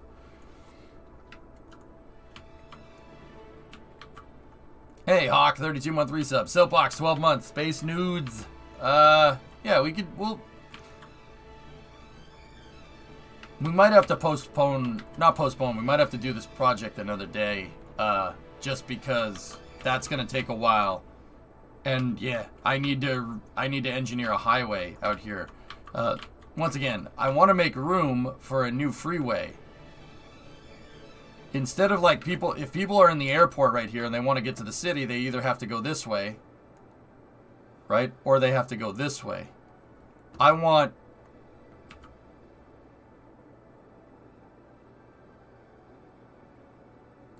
was gonna say, right now they need to get out here, and then they need to go here, and then they would have to go here, and then here to there, which is, yeah.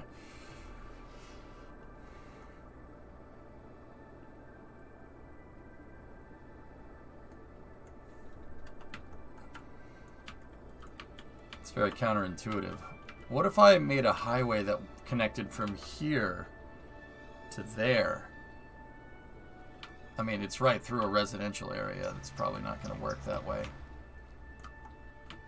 But a tunnel might do good here. No way to shoot trash into the sun? No. You could go just to the right of the residential area. Yeah.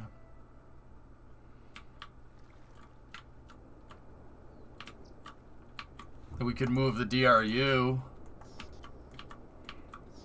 I mean, if I did that, then I wouldn't have to make this highway. But I kind of wanted this highway so people would have a direct shot.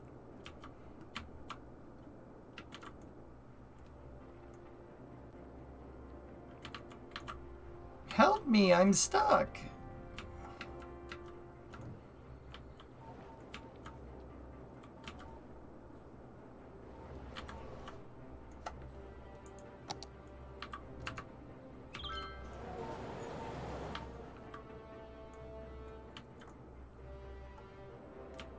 Does Starship have enough Delta V to get where Parker is? Parker Solar Probe? Without Venus Grav Assists? No. No, not even close. No. No. Tunnel under the bay? Yeah, maybe.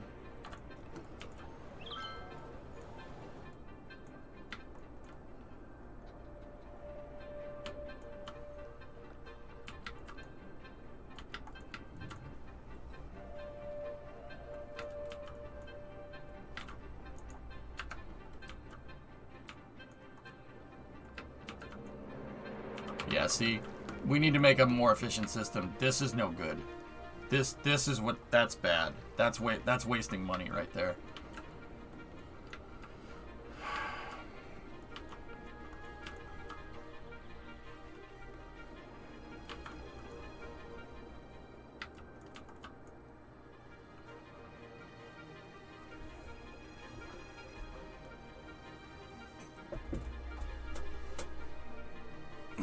You talked about how expensive the RS-25 is. The RS-25 looks because NASA uses total cost involved.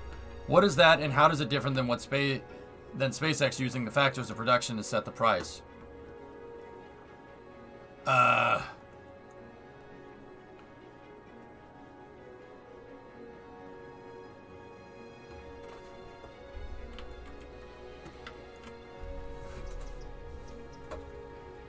Okay. Total cost involved is basically an entire scope of the project. So SpaceX, like with Falcon 9 and Starship, it shows you price per launch, PPL. Right? Price per launch is just one part of the bigger picture. NASA's showing you everything with that. Now, what does that mean? If you buy an airplane, for instance, Ryan, you buy an airplane. Say I bought a Cessna Caravan, right? $250,000, right? At least I think that's how much they go for. That plane right there. It's basically it's an SUV plane, like a small bus, right? It's called a Caravan. Say we bought one of those. $250,000.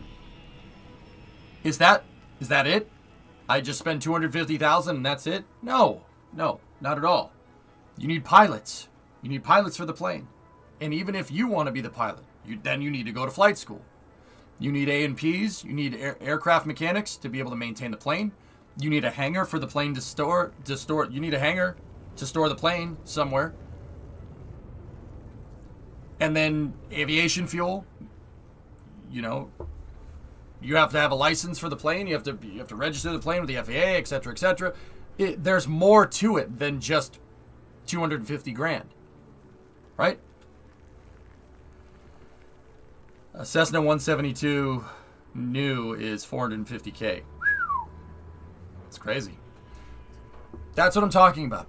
NASA always does their prices, including all the other garbage, not garbage, but all the other stuff that you need. So, for instance, if you're buying RS-25s at $146 million a pop, does that mean an RS-25 itself costs that much? No, probably not. Maybe $10 million at best. It is a rocket engine after all. It's a very complicated rocket engine. Maybe $10 million per unit. That $146 million is going to the factory. The factory that you need to make all this. Right? So you need to make a factory to make these rocket engines. NASA's paying Aerojet Rocketdyne to build a factory to make RS-25s. And NASA figures that into their unit cost. Because if you buy 20 of these motors, right, at $146 million a pop, that includes everything. All the employees to make it, all the engineers to engineer the assembly line, all the equipment for the assembly line, the factory, the electric bill, the gas bill, everything. That's everything. Total cost involved, the whole price. Every NASA thing is budgeted like that. So what I try to tell people, and the reason why I think it's so important to make this distinction, is because you have a commercial provider, right? And once again, this isn't a knock towards SpaceX. You have a commercial provider. Falcon 9 is $60 million brand new, which is still a very good price. That's really good. I would still say that the way SpaceX does it is better. But does that mean it costs $60 million for a Falcon 9 to be made? No, not at all. No, SpaceX had to spend a ton of money to build up Hawthorne and build the entire factory, and then research and development, which eats costs like a freaking vacuum cleaner, right? There's all these other things involved. Falcon 9's price, Falcon 9 development was easily over a couple $1 billion. Easily. Like, I don't have any unit for that, but I can be pretty dang sure. And if you look at total cost involved for Falcon 9 versus any other rocket, it scales pretty dang well. Like, SpaceX is not, they are better. Like, I want to be very clear. Falcon 9 is still very much more cost effective for the capability. It absolutely is. However, it's not that much more than anything else. Like, if SpaceX did total cost involved, the price would scale pretty well. Elon said himself that Starship's going to cost not a couple, it's going to cost easily over $10 billion to engineer that thing. Easily. Which puts it pretty much right in line with SLS in terms of a price tag. In fact, it's probably even more, because it's way more complicated. But, Ryan, what I don't like is when people say that, look, these engines are $146 million a pop. SpaceX's engine are, the whole Starship is $2 million a pop. You're literally comparing feet to, like, meters a second. Yes, it's that ridiculous of an analogy. Comparing feet, which is an imperial measurement for distance, to velocity in metric. It's like,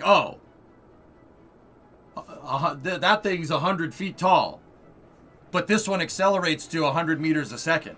So, or this one accelerates to 110 meters a second. This is better because that number's higher. It's a useless analogy. Yeah, and it's kind of surprising because a lot of people use that. A lot of people use that as an argument for why NASA is wasting money, and the reality is that they're not. NASA is still a little bit more expensive. Public is always going to be a little more expensive than private, just because of how it's set up. It's inherent to the system. But to make some kind of ridiculous argument that, SpaceX is somehow doing it for like 5 orders of magnitude cheaper is just not true. That's not right. And I'm saying that as a SpaceX fan. Now, don't get me wrong. SpaceX is still cheaper than anybody in the industry. They still do it better. They really do. They are still better. But that's because of vertical integration, etc., etc. Having your engineers and the people that are building the rockets literally right next to each other. There are integrations into the company called vertical integration, ironically, because Falcon 9 is horizontally integrated, that bring those prices down. It brings those prices down. It's basically an easier way to do it. It's an easier way to implement it, to curtail costs. And SpaceX's work environment is still faster than most people in the industry. They're still faster. Not by much, but they're still faster.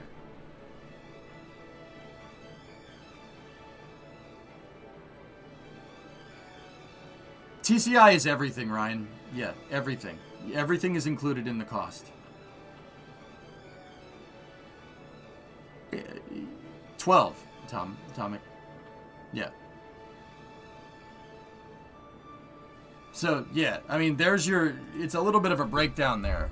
But, yeah, I can't stand it when people say that NASA stuff is more expensive. Because the reality of the situation is, yeah, it's probably more expensive, but not as much as you think it is.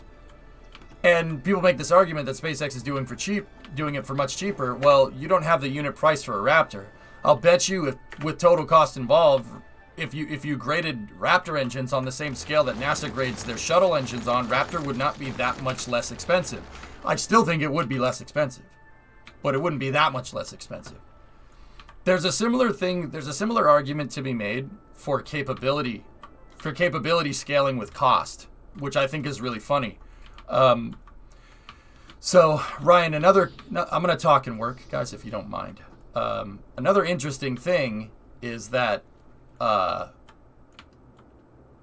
actually, talking and planning this out is probably not going to work, to be honest. Another interesting thing is that everybody said the space shuttle was so expensive. The space shuttle's so expensive. The space shuttle's so expensive.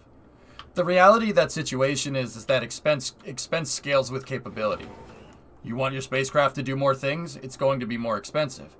And Starship correlates this theory pretty dang well. Even Elon, with what he said in the Starship update the other day, he said that it's going to be expensive, but he's still going to be able to do it for a fraction of the price of the Apollo program. I'll get more into that later. So, like, take the space shuttle for instance. The space shuttle is about 400. So the space shuttle. People have said that the space shuttle is about $1 billion to launch. Per launch, which is total cost involved. That's everything involved, all the factories, everything that gets made and gets incorporated into the price. So it's $1 billion to literally start with a bunch of raw materials and make a space shuttle and a launch stack out of it. Training the astronauts, training all the employees, paying them, keeping the lights on in the VAB, everything. It's everything involved. So the reality of that is that if you go PPL with the space shuttle, basically use SpaceX's grading of how they price out launches, space shuttle comes out to about $450, maybe $500 million for a launch. Now, once again, that might sound ridiculous. Well, 450 million is still a lot of money. There's no argument there. But if you compare that to Falcon 9, you compare the capability, scales pretty dang well, actually. So $450 million for the stack. You get your engines back, you get your solids back, you get solid casings back, and you get your shuttle motors back, right? And the shuttle can put 25,000 kilos and 7 people into space. So what would it take Falcon 9 to do the same thing? Falcon 9 can, in reusable mode, can move about 12 tons. About 16. About 16 tons into space in, like, that's on a drone ship landing. Let's just figure RTLS. 12 tons for an RTLS, so you get Falcon 9 back. So that's $60 million for one, and then $40 million for the next one. Right? Because you're reusing your Falcon 9 core stage. You're reusing Falcon 9 center stage. So that's 60 and 40, so that's 100 million, right? Right off the bat. 100 million, and now you've only matched the cargo capability of the space shuttle. Now, Dragon prices per the commercial crew program to launch 4 astronauts into space is about 150 million. You can go look at the commercial crew pricing and you can see that. Because they had to say that because it's a NASA mission. So it's about 150 million. You want to move 7 people into space. So that's 300 million for 2 Dragon 2 missions. Even with a reused capsule, right? Even with a reused capsule. And this is not mentioning that you're doing multiple launches and on multiple paths, and that there's a lot of operations that take that into account, right? So you have $250 million missions and then 2 cargo missions going off at 100 million total. 300 million plus 100 million, $400 million. And then if you incorporate launch pad costs into that, probably about 450, 500 million. It's the same thing. So what's really less expensive?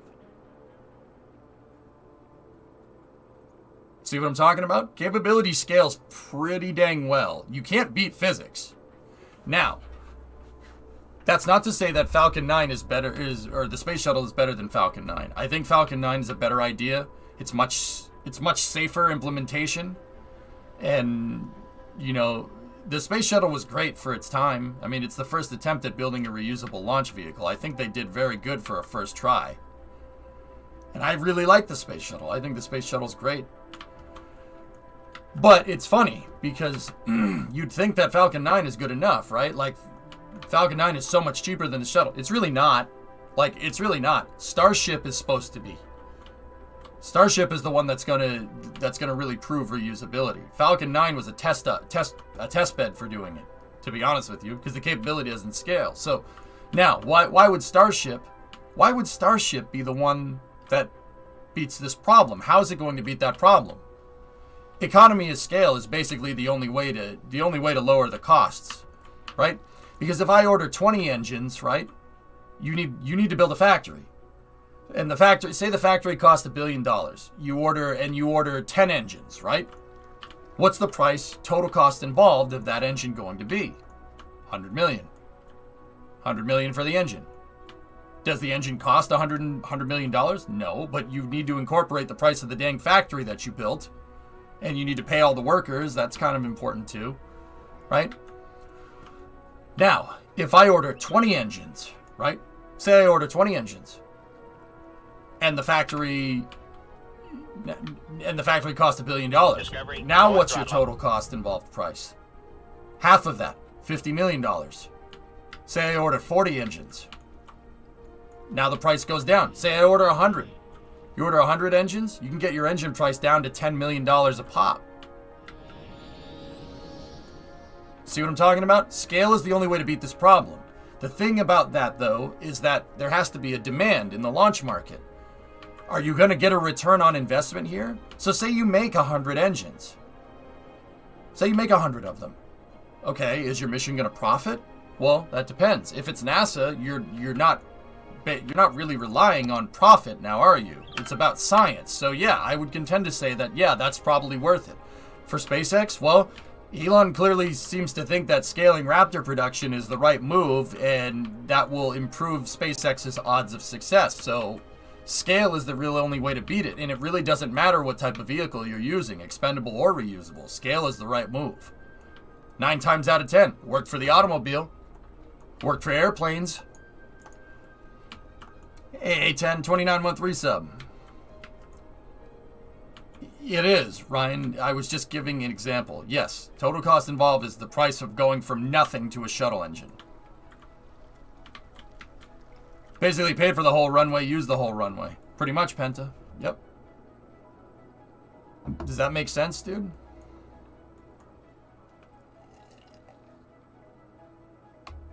See, if NASA was smart, spoiler alert, they are. Why do you think the shuttle engines right now are carrying such a heavy price tag? RS-25Es. Why do you think they're carrying such a heavy price tag? Because they're going to scale in the future, and the price goes down over time. Why do you think SLS costs so much? The reason why SLS costs so much, at least for the 3 exploration missions, is because their development. The first 3 Artemis missions, they're development missions. They're going to scale. NASA's going to scale. They're going to buy more of these things. They've already started buying more SRBs, more Orions, more engines. And then by the time these contracts are complete, that price will go down, and it'll probably end up scaling pretty well with SpaceX over time. Look, you can't beat physics, man. It's always going to cost a certain amount of money to make something go into space. It just depends on how big a payload you want up there. There's no simpler way to beat physics. Unless somebody comes along with some warp drive. There's no way to get around these numbers. Well, if you take off backwards, the amount of runway, yeah.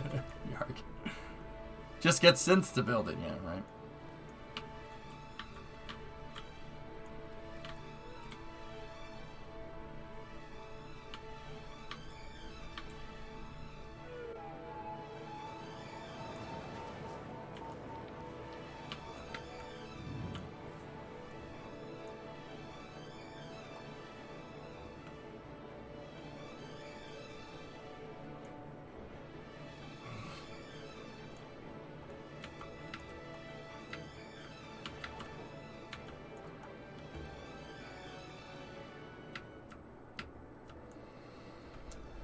People should try comparing SLS to Delta IV Heavy.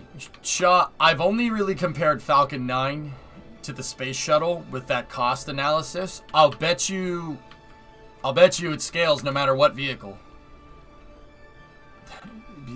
It scales no matter what. You could use SLS. Heck, you could even use Starship. It'll scale. I guarantee you. The more complicated the spacecraft, the more things you want to be able to do in space, price is going to go up. Simple as that. There's no getting around that. Like, really, there isn't. Hey, Zonku. So how does SpaceX come up with their price per Raptor then? Because they still need to make a profit.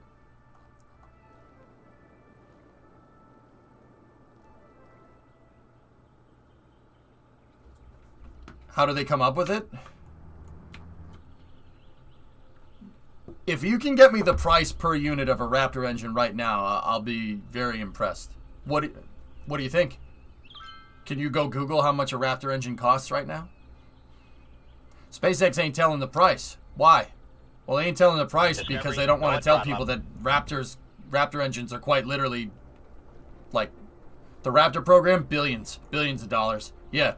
Price probably scales pretty well with NASA, but SpaceX doesn't want to tell you that. Not because there's some crazy conspiracy theory, it's because they're a company. They don't want to tell people that this is expensive. Because if Elon Musk goes in a freaking interview and says that right now Raptors are probably about $1 billion a pop or something like that, they're probably not. It's probably lower now because SpaceX makes a ton of Raptor engines. Economies of scale. But if he goes and says that a Raptor engine is like maybe $100 million per engine or something like that, People are going to be like, well, that's not cheaper than SLS. That's not cheap. It'll ruin their whole argument of low-cost access to space. Can't tell you that right now. That's why Elon always says when somebody asks him how much will Starship end up costing per flight in the long run, he says it could scale down to $2 million. Scale down, operative word. And once again, it's not like SpaceX or Elon is a snake oil salesman either. They're just telling the truth. It's true. Like, once again, I'm not saying this to knock SpaceX. SpaceX has it right. That's correct. The only way to beat this problem is with scale. Reusable scale. Reusable would be really nice. Reusable and economies of scale. Right? That's Elon's whole thing about 747s. About how 747s work. It'd be stupid if you just flew a 747 across the ocean, discarded it, got another one, and flew back. That's dumb. What's the average life expectancy for Raptors? I don't think SpaceX even knows that.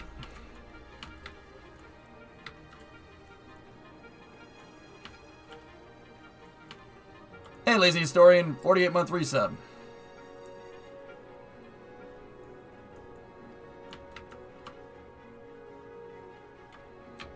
Look, and this is what I mean. This is a basic failure. Like, that's why I bring this up. That's why I talk about it so much. Because there's so many people that cite price with NASA and how NASA works and how NASA's prices works and how SpaceX's prices work, even though they don't have... it's funny because they pull numbers out of their tail. No one can tell me what a Raptor costs right now. It is very much in development and the price is very much in flux. Depends on the overall scalability of the problem. Like, how many Raptors can you make? For the, how big, where's the factory going to go? How big can you make this factory, etc., etc. What's going on here? Oh, geez. Okay.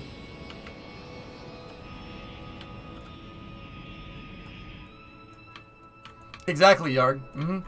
Economies of scale. First Raptor price, I'm telling you, the first Starship flight is probably going to scale perfectly with Artemis 1. I'll be honest with you. It's probably going to be about more than a couple $1 billion. Just right in line with Artemis 1.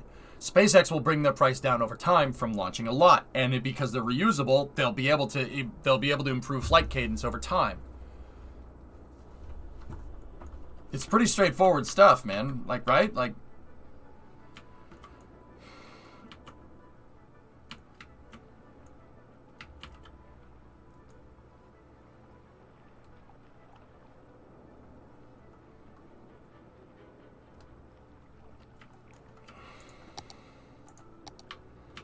yeah, I don't like that. I don't like that. There's a huge flood going on right here. I don't know why that's going on.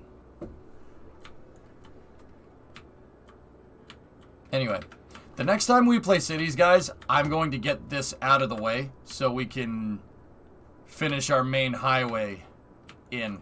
And whether we do a tunnel or not, I'm not sure. But yeah, did some good work today. Incorporating all these train tracks, getting the trains all figured out. Now we have train access to the city from the airport directly into the heart of the city, which is cool. Okay, maybe Raptor's a bad example, but they do need to know how much it costs them to make a Falcon 9 and then turn that into profit. I don't think SpaceX made anything off. I don't think they made any profit off of Falcon 9, to be honest with you. No, I really don't think so. The profit is coming from Starlink in the long run. Starlink is going to be the profitable venture there. Starlink is just Falcon 9 is just a means to making Starlink, and Starlink is the income. Basically, you have a reusable rocket that can launch faster than anybody in the industry. But there's not enough commercial customers out there to be able to handle launching all the time. So there's not enough demand. So SpaceX made their own demand. I don't think Falcon 9 is profitable at all. I really don't. Two things, though. Starlink was the first one, like I just said. The second thing is that how I like to think about it, and this makes a lot of sense, especially with the Polaris program being announced. Falcon 9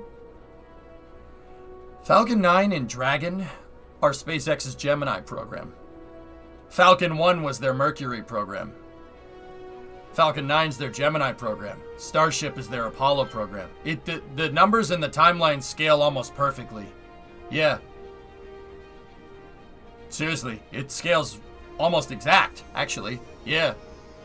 to the Apollo program. Maybe a little bit on the slower side, but yeah, it's scaling almost exactly to the Apollo program. When NASA was made, NASA was founded in 1958 by the Eisenhower administration, and then in the Nixon administration, they achieved their goal that was set by President Kennedy in 1961 of putting someone on the moon. And, you know, the Apollo program really solidified and was pretty much ready to go, like, fully operational by 1972. So that's about 14 years, give or take. About 14 years. Now, once again, SpaceX is a private company. They don't have a paycheck from Uncle Sam. I mean, they kind of do. But SpaceX was founded in 2002. It's 2020, so they've been around 20 years. They can't go as fast as Uncle Sam, like having billions of dollars being thrown at them. I'm sure if they had billions of dollars being thrown at them, they could go as fast. But it's scaling almost exact. Go and throttle up. Yeah. Demos, 83-month resub. So, SpaceX has taken about 20 years. Apollo took about 15, which means in the next 5 years, they're going to have Apollo capability, which is about right. That's pretty much correct, yes. The difference is that the Starship is Apollo and the shuttle at the same time. Yeah, pretty much.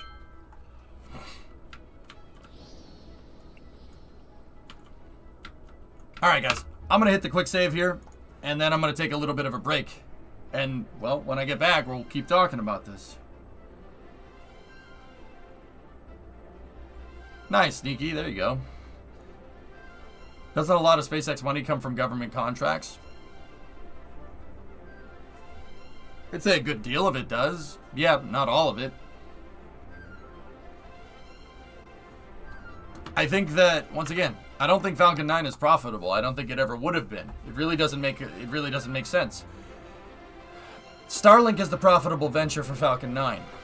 But Falcon 9 gave space just like the Gemini program during Apollo. Gemini led to Apollo. You can't have the Apollo program without the Gemini program. It doesn't work like that. The Falcon 9 program, the whole Falcon 9 program, pioneering partial reuse with rapid reusability with Falcon 9 is giving SpaceX the technical know-how to be able to build something like Starship. Like, that's why SpaceX is so confident that they can catch a freaking booster. Do you think they would just go out of the gates and say that they can catch something like that? No. They have plenty of experience landing boosters. More than anybody in the industry, that's for sure. Right? The profitability from Falcon 9 came from putting equity and technical know-how into your company, which is something that's not easy to acquire. You know, Starship, just like Saturn V, can't exist without the Gemini program. The lessons learned from the Gemini program directly influence the Apollo program. The lessons learned during the Falcon 9 program right now, and Polaris is a really good example of this, will be incorporated directly. That technical know-how will be incorporated directly into Starship. And once again, Polaris is a very good example of this. Now, what is the Polaris program? Well, gonna have to stick around to the other side of the break. I'll talk more about it then.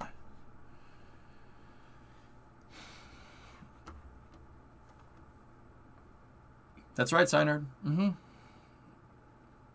What is Polaris? Oh, you'll see.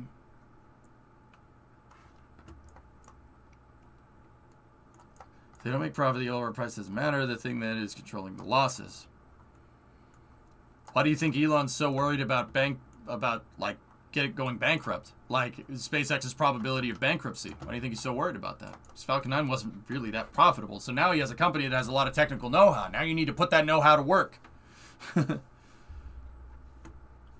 Once again, Synerd, Falcon 1 was their Mercury program. Falcon 9 is the Gemini program. Starship is the Apollo program. And the shuttle program, kind of all combined into one. At least that's my personal theory. I mean,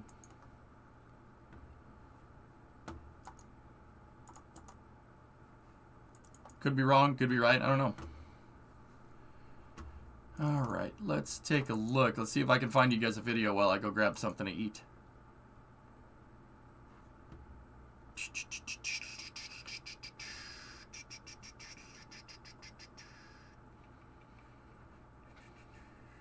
Discovery, go at throttle up. Merchandising. And then it moves to ITS. Yeah, maybe down the road.